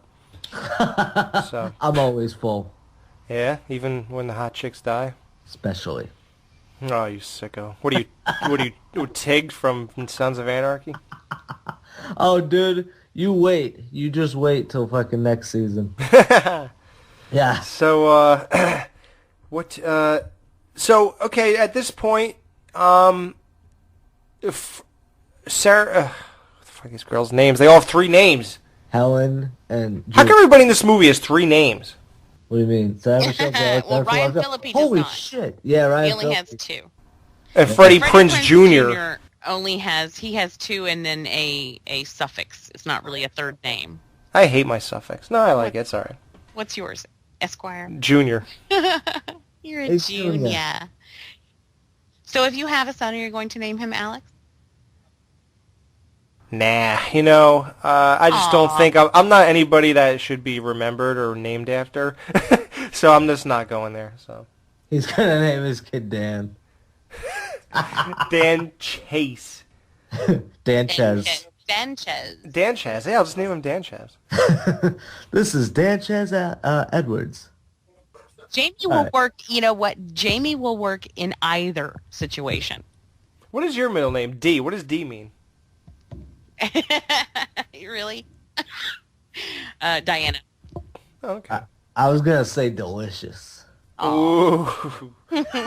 Jamie Delicious. That's right. Now, how much of a bet that Feldman's gonna fucking make a graphic of you? Jamie Delicious. Like that fucking creepy thing he did with the girl with the guns and everything and the fucking X going across her gigantic tits. Yeah, that fucking picture's awesome. That was so disturbing. I don't like that stuff, man. To me, that's not hot. So, like that whole Rambo, the bimbo Rambo thing. Yeah, I recall. I thought he was rather generous. Yeah. Here's a different dynamic. As we wrap it up, we're coming to the close here. Yes, guys, this is as long as the movie. I'm sorry. Sorry. But I think it's been a pretty decent discussion. So, here's the thing. Now, we get to the end, and Freddie Prinze Jr. gets clotheslined by Ben Wallace. Thank you, good night. Yeah, right? Let's just end it there, dude. Well, we totally skipped over Anne Heche looking like a skeleton in this. Oh, yeah. That scene, I don't care what anybody says, dude. When she came up to the window, dude, I fucking jumped like a motherfucker. Me too. I did today. You did? Yeah? See, dude, that's like, a good... I mean, no disrespect, but the first thing that pops into my head is like Holocaust survivor. Ooh. I just mean that she looked emaciated. Well, the first thing I thought of is that eating pussy isn't actually eating and you don't get full from it. Right. Maybe so. That's why she's a skinny little bitch. New diet. Pussy. Have you had pussy today? You can have it. Fried pussy. Shrimp pussy. You can have boiled pussy. You can have deep sautéed pussy. And when there was no pussy, we ate sand. We ate sand. Yeah, that was and here's the thing, though. Sorry, guys. Got to spoil that whole jump scene. Yes, I'm admitting I jumped when she hit the window. But in real life, you do not do that. Like, wouldn't she just, like a normal woman, walk to the door and just knock on it politely and say, hey, you forgot your cigarettes? Oh, yeah, no, you're absolutely right. Yeah, no, the only reason you would do that is if you were attempting to frighten someone. Exactly. So you're in a horror movie, that's what you do, I guess. No, just walk up to strangers and go, boo! Boo! You forgot your cigarettes! Got you, motherfucker! Got your ass. Billy Blue was the name of the boat, and she thought he was the killer? Freddie Prinze Jr.? Stupid name. Stupid name. Do you remember his name? Believable. Billy Blue. Yeah, dude, that whole thing. His name was the Orca. Did Did anybody actually the Lazarus think that Freddie Prinze Jr. was going to be the fucking killer? Really? No. I don't think he's smart enough. He's dumb as rocks, dude. Oh, come on. He was looking very menacing at times. He would give you that red herring, I'm going to get you look. Oh, bullshit. I mean... So did Bridget Wilson. Did you ever notice her skulking around all the time? Like, every time we saw her, she was peeking around a corner and... Yeah, right. Oh, like, uh-huh. Yeah, right. Yeah, what was that all about, I don't even know what the hell that was. She had no motivation for that other than she was just a shitty sister. She's hot. But who cares, you know? I mean, it didn't really make... No one's going to believe that she's the one behind the notes. Yeah, that was stupid. So just stop it. What?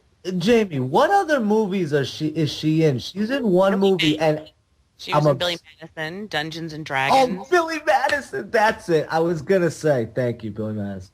Don't I have a nice rack? Yeah. Well, Dan, your question, what do you think of that? I mean, besides thinking if he's a killer, nothing, because it didn't last long. Because, what's her name, took off right away. He goes running, gets clotheslined right away. So, sorry, all I can think of is Billy Madison peeing his pants, dude. Oh, Doyle rules. Oh, Doyle, I hate your whole family. Sorry, yeah. So here's the thing. What do you guys think of this? It's a new dynamic to a killer in a movie, and I think they were always trying to break down the walls in these like new, whatever you call these wave of movies. But right. What do you think of Ben Wallace? I mean Ben Willis. He kills people with hooks and then he slam dunks on them. Detroit, motherfucker. Yeah. So, what do you think of Ben Willis? Male, motherfucker. He loses his whole image in the sense that, most killers have they dress up the same every time, and he took his thing off, his big raincoat and his hat. So now he's can I just interrupt real quick? That's what I love about this fucking movie, okay? This dude fucking put his slicker collar up to conceal his face along with a hat to conceal his identity because he didn't want to get caught. This isn't somebody in a Scream costume, dude. This is just a motherfucker going around killing people, and it was real. Like, that's what a fisherman wears, like we said, and that's what I love about it, dude. There was no Scream aspect to it. There's no ghost face. There's no fucking around with this. That's just some shit, and he looks sketchy in it. Yeah, he did. Like, it's not like a costume. It's like, that's his fucking, like we said, that's his fucking get up, dude. And, like Alex said, fucking, I'd change professions. Yeah. So he's, they're on the boat. I think they're the only one of there's what the F moments that go on the boat. For one, Freddie Prinze Jr. is fighting this dude, and Sarah Michelle Gellar, like, yells his name in the middle of the... Jennifer Love Hewitt. Oh, Jennifer Love Hewitt, what did I say? The other one? Yeah. And he looks over, and he just stares like, "Duh," and then he just clocks him with the hook, and he goes flying over the boat, and he lands into the net. Yeah, yeah. I promise to never, ever, ever distract my boyfriend while he's fighting the killer. I deserve to die if I do that. Thank you. Like, well, that's what I'm saying. Like, what? I'm going to do something useful, like hit the motherfucker over the head with something. I'm not going to be standing in the background going, "Look out!" I hope she didn't say that. She just called his name. So weird. I wonder how that came about, dude. Like, who was sitting around in a room and they were just like, all right, this is how it's going to go down. This action sequence. Oh, that's brilliant. Like, yeah, it's a little fucking lame. And here's another lame one. And it's a shame that they all come at the same time, which is the fucking end. Mm. And usually that's a good thing. Yeah. What the fuck moment? This guy, Freddie Prinze Jr., swings a fucking 150-pound hook into the fisherman's face, and he's fine. Like, dude, at full force, I don't know if you guys have been on boats and shit like that. Never. Dude, those fucking hooks weigh so much weight, or pounds, so many pounds. I know you said. They weigh so much money. Your face would literally be caved in. Your eyes would probably fall out of your head, out of your sockets. Every bone in your face would be shattered. Your teeth would be, probably be shitting them out by then, by the time you hit the ground. Absolutely. And he falls over and gets up in like 15 seconds. Yeah. And he's fine. Yeah. There's not even a mark on his face. Like, that is the type of shit, dude. I know it's a movie, man, but God damn, God damn, yeah. Come on, dude. I remember saying that when I first saw it, dude. All those years ago. And then, you know how people make fun of, like, the dude from Evil Dead remake for knowing how to make a fibrillator just because he worked in a fucking car garage and shit? Like, how would that qualify you to be able to make one of those? Well, just because Freddie Prinze Jr. works on boats, you're telling me that because this fisherman got his hand caught in a rope when he went to kill Sarah Michelle Gellar, or the other one, yeah. You're going to tell me he knew, and he knew exactly which thing to hit that would pull this guy's hand and go soaring into the air? Like, come on. He might have known the line to cut, but to cut it in, like you said, in that manner at that exact moment, no, that ain't gonna happen, dude. Yeah. I do know you gotta know your lines on a boat. You have to, but at the same time, that was so fucking far fetched, dude. And for him to just do it like that too, like you just said, blah, cut it, and fucking whoa, it was almost like, okay, we have to do something big here. Let's do some crazy technical, fucking complicated, fucking stupid thing where they could have done so many different things on that stupid boat. I don't necessarily like the ending, to be honest with you. Okay, Jamie, what do you think of the big finale, the Jason Part 1 ending, where he jumps out of the lake? What do you think of the friggin' the take on this one, where she goes to the shower and this dude jumps out of the sorry, spoilers, guys. I'm sorry if you haven't watched this in 15 fucking years. Well, they know we get all in it. Like, we get all up in the crevices when we do retrospective, a retrospective, so it's okay. We get all up in that shit. Yeah. So what do you think? Like, does that cheapen it? Because Well, yeah, it does. You saw it even back then, and at the time, I remember going, because you see it coming from 6 miles away. As soon as she's heading to the shower, you know what's going to happen. It's just It's right there. So, just the fact alone that you see it coming from so far away is depressing and kind of brings it down for you, because I hate to see something coming. That's not what I heard. Oh. Well, here's the thing, guys. You want to be really like assholes about this. In real life, I'm sorry, if a guy, picture yourself, you hide out in a shower because you want to kill the girl who's taking a shower who sort of killed you. You would most likely, if you're hiding in that shower, you would, number one, he couldn't even see her when she was coming up with all the steam, so he wouldn't even know when to jump out. Number two, if he was in there, if a real person would just hurry up and open the door and jump at her. This guy jumps through the fucking glass of a shower. Right. Like, that's absolutely ridiculous. Like, there's nothing real. It was a dream, though. Was it? Yes. How do you know that, though? Because the credits came after that. Because there's a sequel, silly. Maybe she survived the shower, just like she, What do you mean she survived the shower? Where did Ben Wallace go? He went and played the fucking third game of the playoffs. Oh, shit. No, clearly it was a fucking dream.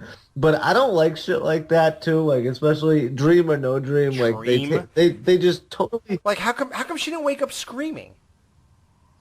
Because that's not as effective as fucking Ben Wallace jumping through a mirror.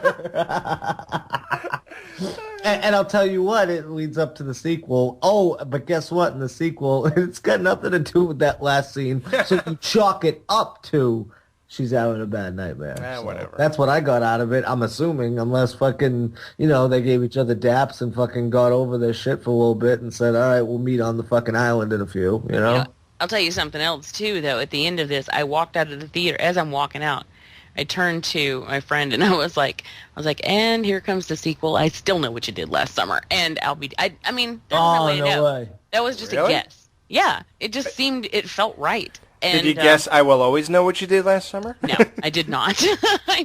Who in the hell could have guessed that movie? Did you guess how bad it would be? No. No, but it just seemed like a logical, like, here we go, and this is what they're going to do. And they did, so... In all fairness, that title is inaccurate. It should be, I Still Know What You Did 2 summers ago. Yeah, or summer before last, Or you tried to kill me last summer. Last summer, yeah, right. Exactly. Like, he could be referencing what's happening at that moment. Technically, yes.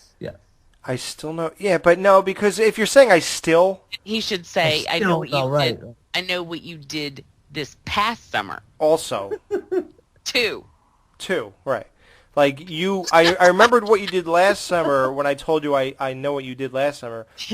I remember still, but also on top of that, we got What Else Happened. Yeah, you fucked up another summer for me. Well, wait a minute. So, yeah, if he writes, I still know what you did last summer, why didn't she just write back to him? Well, I know what you did last summer. You killed all my friends. We're even, dude. Yeah, so you could have checkmated his ass. I know, right? Shit.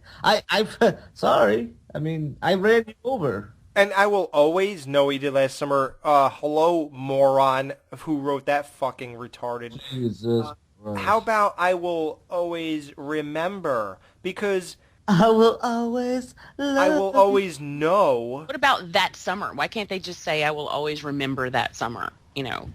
Yeah, well, no, they had to keep that title. They had to bank off of that title, so they just had to find a way. It doesn't make any sense, though. It does. It makes no sense. I will always remember what you... sorry, what is the title of the third one? I will always know what you did last summer? I'll always know what you did last summer. But it is referencing something that those kids did. It's a different story. But it doesn't make sense. I will always know what you did last summer, but what if the next year happens? So then is it last summer again? Well, you know what? It's just like Friday, next Friday, and Friday after next. You know all that shit didn't happen in 2 weeks. Right. Right. Exactly. It just makes no sense. All right, before we make people's heads spin, we should get out of here. So, all right. So how do you want to rate this? Who do we go? Who do you normally go to first? Jamie, you go ahead. How do you rate this from 1 to 5 in Netflix? I'm going to say 4. Really like it, really. Well, I'm taking into account, I mean, this is a retrospective here, so I'm taking into account when it was, what else was going on at the time, how it really was, it was important to the genre. It was a necessary step, and how I felt about it at the time, and I enjoyed it. So, and even now, when watching it for this, I didn't hate it. There were just, I mean, right. I pointed the finger at some goofy things and made some fun of it, but, you know, I really liked it. Cool. Danny boy. Same thing that Jamie said, and it brings me to a depressing state, just like this movie, because it reminds me of when I did see it and how much I loved it. I'm going to give it a 4. I really liked it. I would have given it a loved it because I used to love it, but that's why I get depressed, because I see it now and I'm just like all cynical and I'm like, yeah, that doesn't make sense. Like, you know, the same thing with the Hook thing. Now it bugs me and shit like that. So it's like, but I realize it's not a great movie, but that doesn't affect my viewing on it. It's just, it's very sad. But I'm glad that I can, you know, fine tune my my accuracy as far as like, you know, reviewing movies and shit, because that I can separate them now. You know what I mean? Like I can separate the shit that I love, and I know I'll fucking admit, dude, this shit ain't that great, but I love it. And this is one of those situations where it's personally I love it, but like if I were to review it, I'll just say I really liked it. So 4 out of 5 as opposed to 5. How about 4.5, just to give you a little bit of your nostalgia? We could do that too, brother. Let's do that. All right. Because I think I see what you're saying, and I'll be honest with you, man. I had a great time reviewing this, and I don't think anything we talked about, even how dumb Freddie Prinze Jr. is and shit like that, and like to me that doesn't ruin the movie. I just think he's a moron. Like I don't think any of this stuff is a deal breaker. No, not at all. So I'm gonna say, even though I've watched it a total, dude, maximum 4 times I've seen this, but I'm gonna give this a 4 out of 5. Also, yeah, I really liked it. Yeah. No shit. How about that? We're going to get so much shit for this. I know, that's why I just said that. I was like, wow, we're going to get killed. I don't care. I explained all the reasons that I like, and that's as far as I'm going, so deal with it. I was at work and I got sucked in again, man, so that says a lot, you know? I'm at work watching this shit and I'm getting sucked in, so. That says a lot about Alex's work ethic. Yeah, my work ethic sucks. What'd you do today? You know, what I know you did last summer. Honestly, dude, I did about an hour's worth of work today, and I did the rest of it was this, and then we had a luncheon, so I really didn't do anything. I put up a playground today, you asshole. Hey, my days of hard work are over, bro. You bitch. I almost lost the T-virus. Alrighty then. Let's talk about that today. You got us both beat. She works in, like I said, Return of the Living Dead Part 3 laboratory. Well, I do work in an infectious diseases laboratory. She's allowed to go there and to the corner convenience store and nowhere else. You're such a disease. Wow, 2 Home Alone references in one show. I'm on a work release program from the dungeon. Yeah, we let you out to do that. But you give us all every fucking dime, Jamie. We got one of those monitors on her ankle. Yeah, she has a chip, I told you. We put a chip in her head.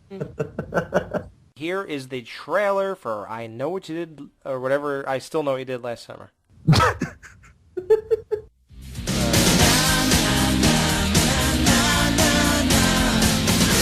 Mark in the morning for Magic 96.7 Radio. Oh my God! Oh, yes. Just one magic. Yes! All right, quick, get away. After what happened last summer, We are going to the Bahamas. nobody deserves a vacation more than Julie James. We have arrived in paradise. And here, miles from civilization, To a great weekend. Yeah, to a great weekend for she's finally gotten away from it all. I should have changed that stupid lock. I should have made Julie the key. If I'd have known for just 1 second, you'd be back to bother me. Don't have the lyrics. Hold on.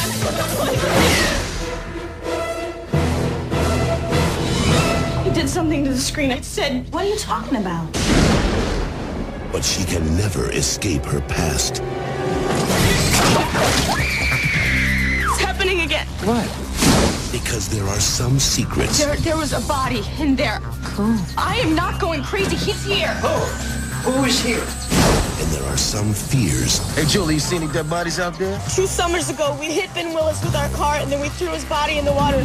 Can you not tell me the whole story? I'm your best friend. That will haunt her forever. I want off this island. That's not possible. This time, We're all gonna die! It's gonna kill us one by one! there's no getting away. Come on!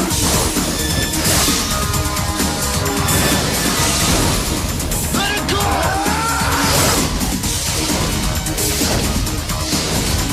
If you want me, Ben, come and get me! I'm right here! He's out there. I still know what you did last summer.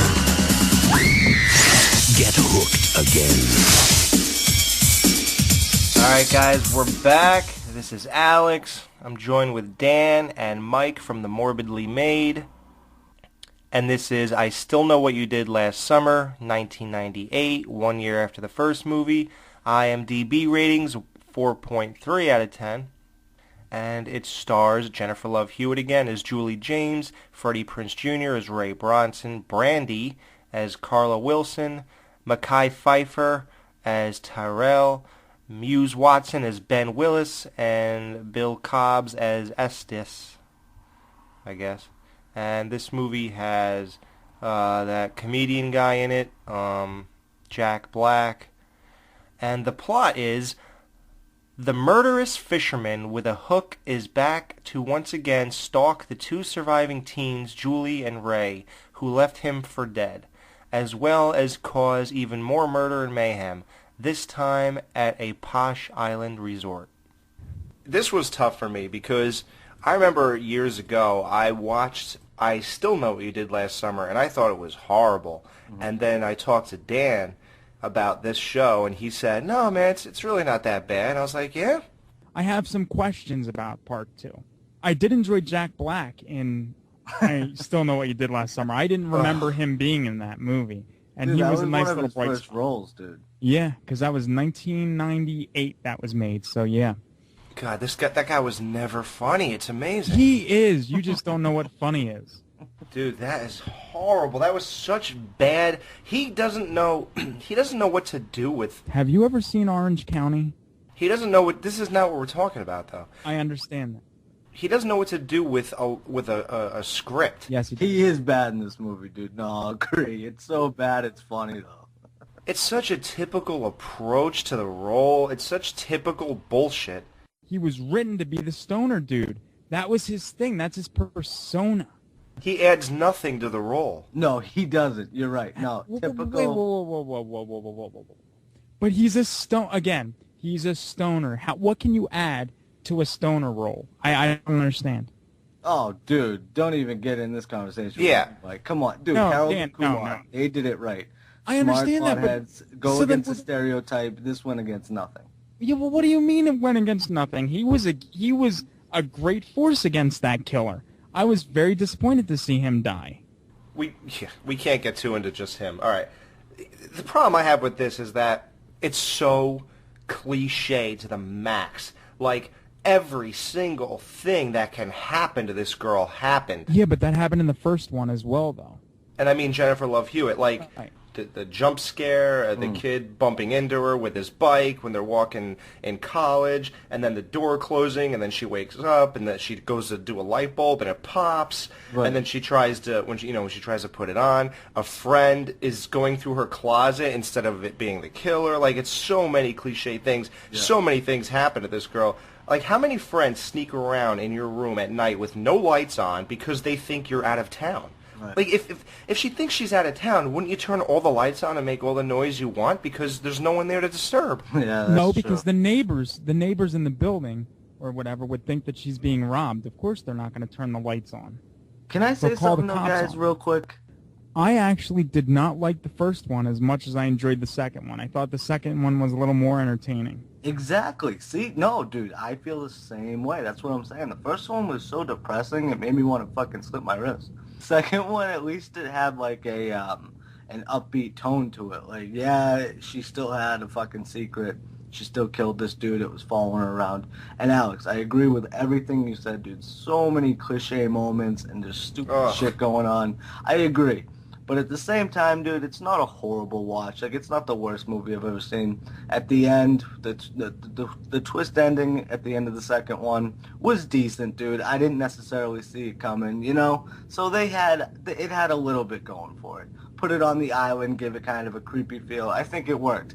And then, but the shit with, like, the voodoo thing going on, trying to finish it off. There was a bunch of shit in this movie that was whack. I agree. I'm not saying it's the best movie.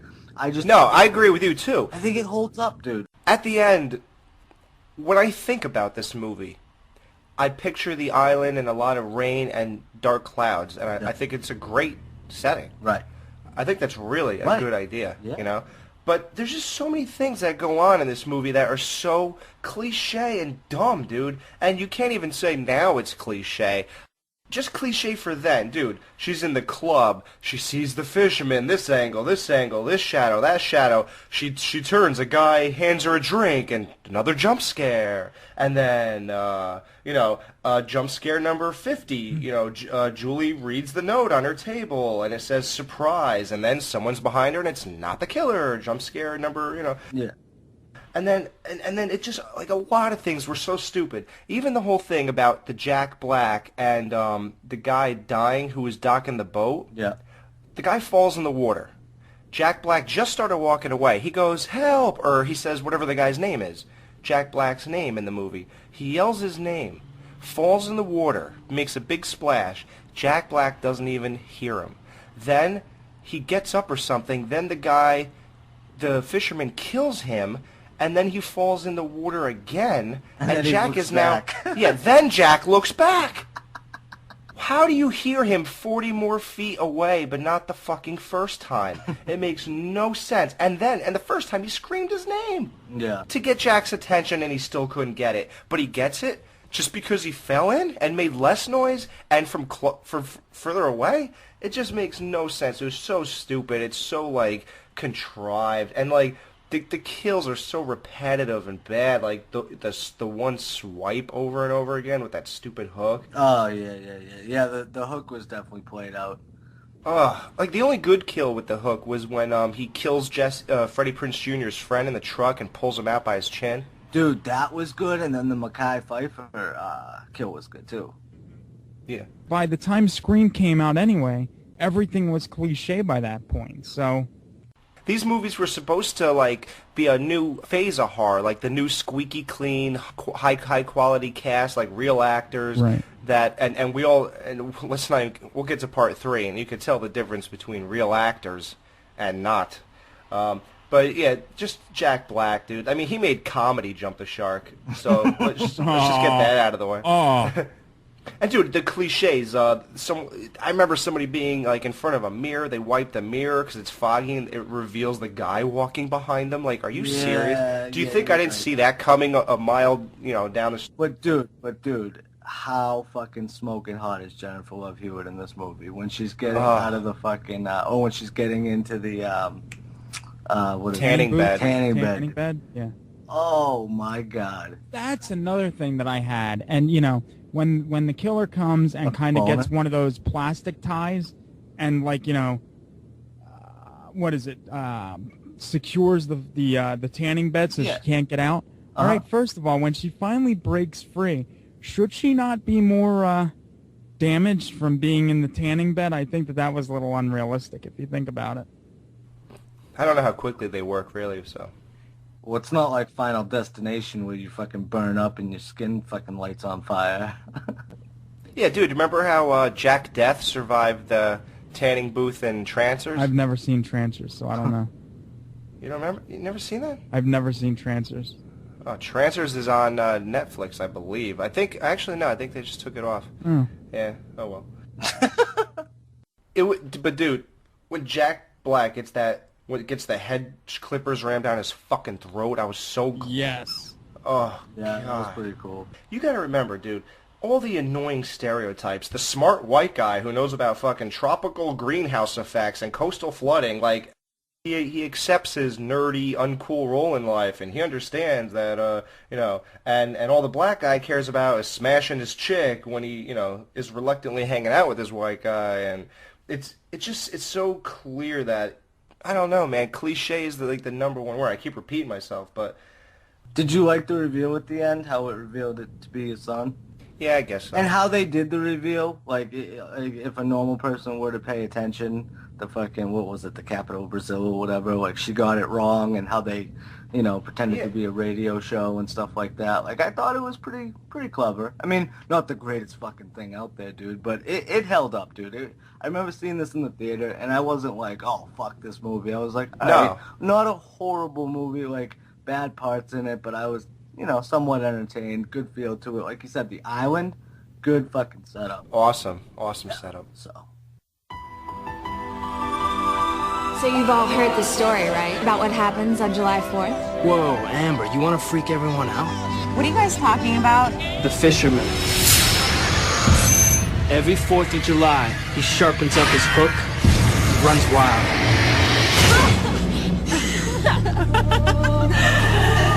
They were the best of friends until something went horribly wrong. The secret dies with us. Say it. Secret dies with us. Secret dies with us. Secret dies with us.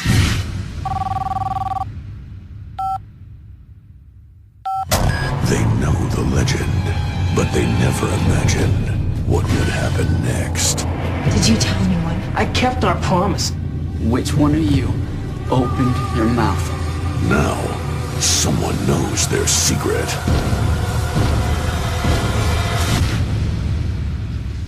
Ready?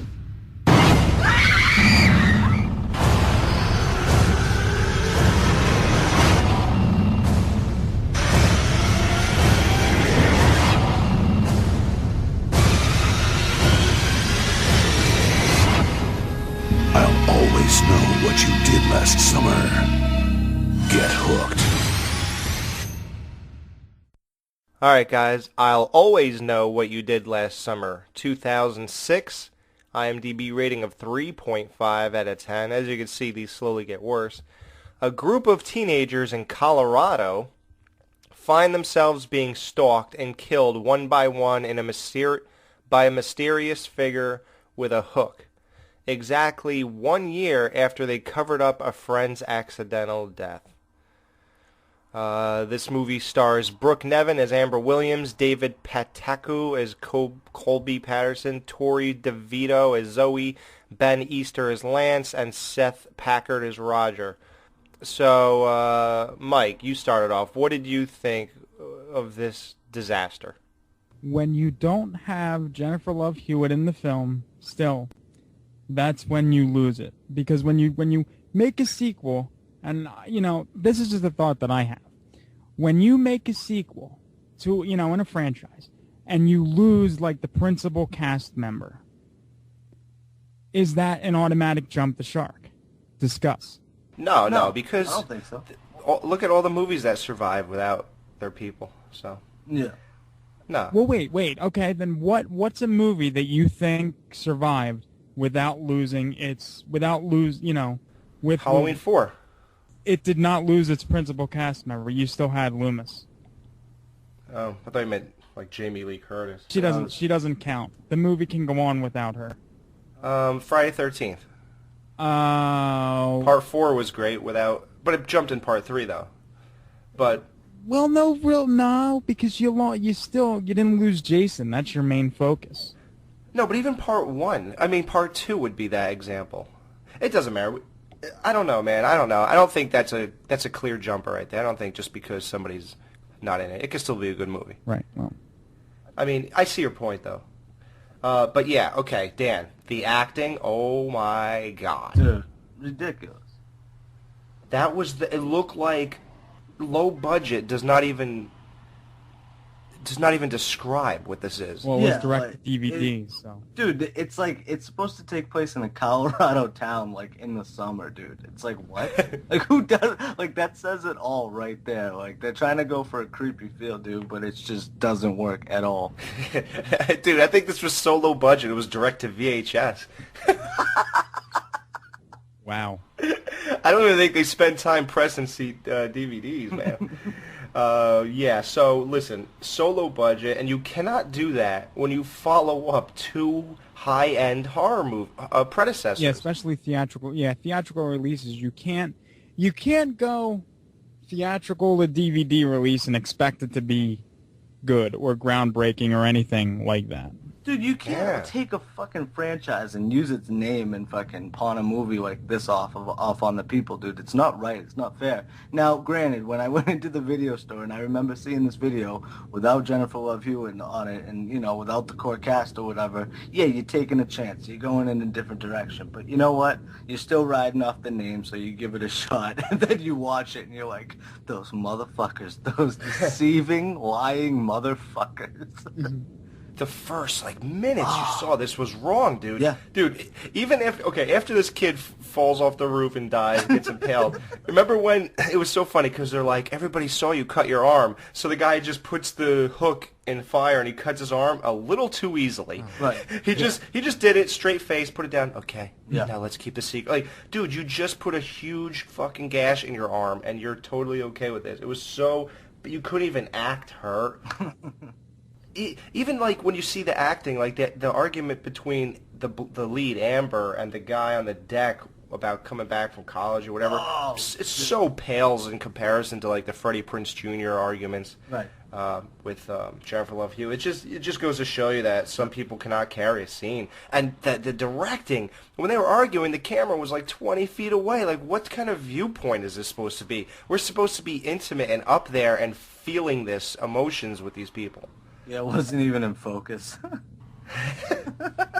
It just doesn't play well, man. Let's face it wasn't the same killer, dude. It was the fisherman's jacket. It was what, the fucking ghost of the fisherman? Yeah, he had red eyes, didn't he? So, dude, I don't even remember. I don't even want to remember this movie. It gave me nothing. It brings nothing to the horror fucking genre.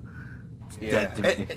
And speaking of the killer, where did he come from? It's so funny because we always give Myers and Jason a pass for no matter how they die or come back, but all these newer killers and stuff, we expect their surviving to make better sense. Right. Right. Yeah. Exactly. Yeah, right. But where did he come from? Because nobody from the second did. You know what I mean? By the end of the second one, he was friggin' dead. Yeah, he's dead in this one, dude. He's the ghost of the guy. He's yeah. Total ridiculous. It's ludicrous. The whole thing is just ludicrous. Is it? This movie was if one of us said, I'll go make I Know You Did Last Summer. That's what it was really like. Dude, when he wrote I Know What You Did Last Summer in water next to the lifeguard station. Give me a break. Dude. Ugh. And then we have to go through the fucking obligatory whole phase in the movie where the lead girl has to convince all her old and non-current friends that someone knows what they did. We have to go see her convince them again. It's like, come on, we just fucking saw this in the first one. Right. You asshole. If we're watching part 3, we don't need to see this story again because we must have seen it in part 1, don't you think? See, but that's why they did it. They did it that way because they figure, oh, well, that'll rope people in and make people like this movie. If we show them something familiar, they'll automatically latch onto this and think that it's great. I know. You're right. It's such dumb thinking. It's so stupid. It's not intelligent. It's dumb. And even the part where the guy attacks the girl and when she's on that thing, the ski lift or whatever, 50 feet in the air, and all he does is break the window and take off after getting his picture taken. Like, what the hell kind of scene was that? What was the point of that? That it was pointless. They didn't get anything out of that picture. The scene made no sense, and then nothing came of it because it ain't like they looked at that picture and said, oh, it's this guy. Nothing. I blame Sony. Nothing. More boring swipe kills with that stupid-ass hook. And, dude, I love how everyone writing these notes to these people has the same exact handwriting. Yeah, I know, right? Yeah. They all write, I know what you did, exactly in the same font. Yeah, dude. At least in the first one, though, it was like a fisherman. Like, that was the, that was the shtick. That was, like, the weapon made sense for the fucking killer. In this one, it's like, why does he even have it? Like, he's not, they're not even near a fucking body of water. They're in fucking Colorado mountain town. It's like, what the fuck? How does this even make sense? How does this even fit in with anything within the previous movies? Like, it doesn't do it for me, dude. When I saw this, I was like, what the fuck is this movie? I just remember feeling, like, cheated and, like, fucking dirty. I wonder if anybody saw this. Well, no, you know what I think would have made it fly more for me?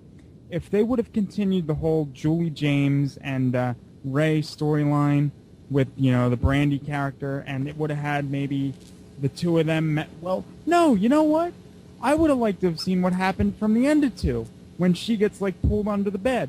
Stupid ending, too. Yeah. Stupid fuck. I want to see that continue. Yeah, but I want to see that continue. I don't want to see, like, a no-name cast battling some phantom killer. Right. It fell flat. And you know what's really sad? Like, the end of it where the fisherman gets pulled into that thing that's chopping stuff up at the end. Oh, jeez. I can't believe that, like, the Friday 13th remake took a page from that. I was going to say the exact same thing. It's ridiculous. Dude, for real. This is Mr. Skin from MrSkin.com with all the skinfo from the latest movies.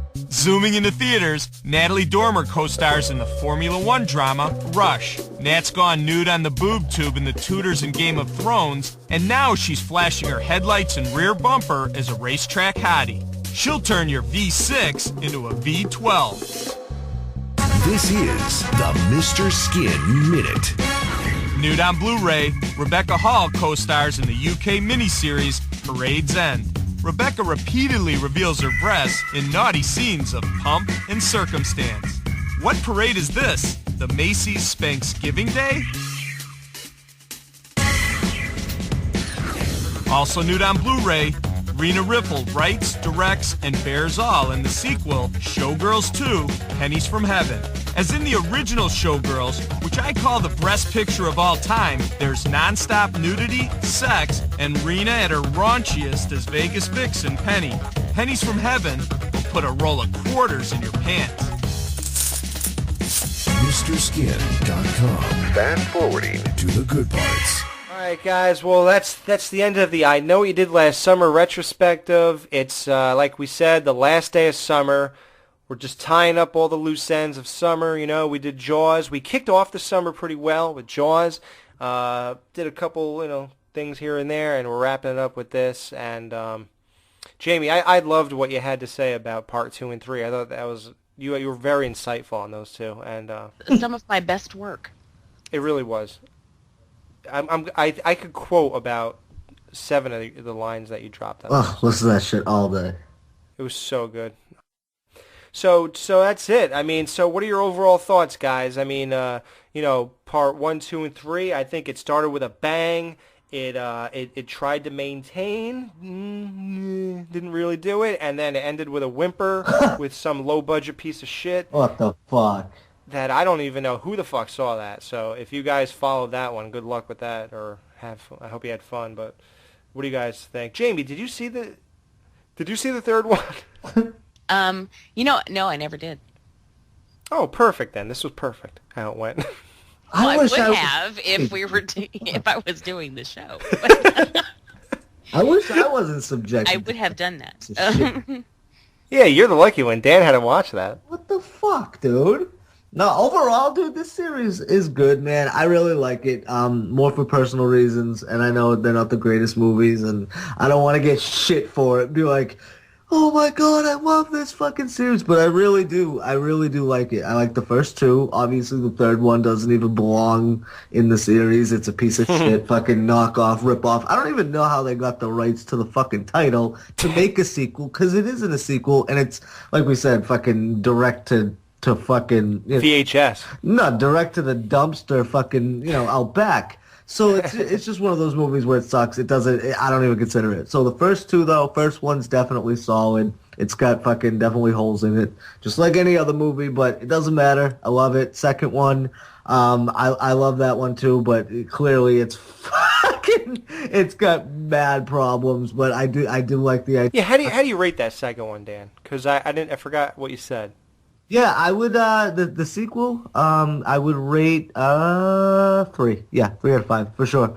Because it's one of those movies where I do like the atmosphere and all that stuff goes a long way. Yeah, the atmosphere went a long way, man. That was like a fucking typical, not typical horror movie, but that was just the perfect setting for a horror movie, dude, and to have him back and then have the twist at the end, dude. I really like that sequel, and it has a couple problems in it here and there too, but oh my god, I would rate that movie. First of all, I give it a point just on fucking Jennifer Love Hewitt's body alone, getting into that tanning bed.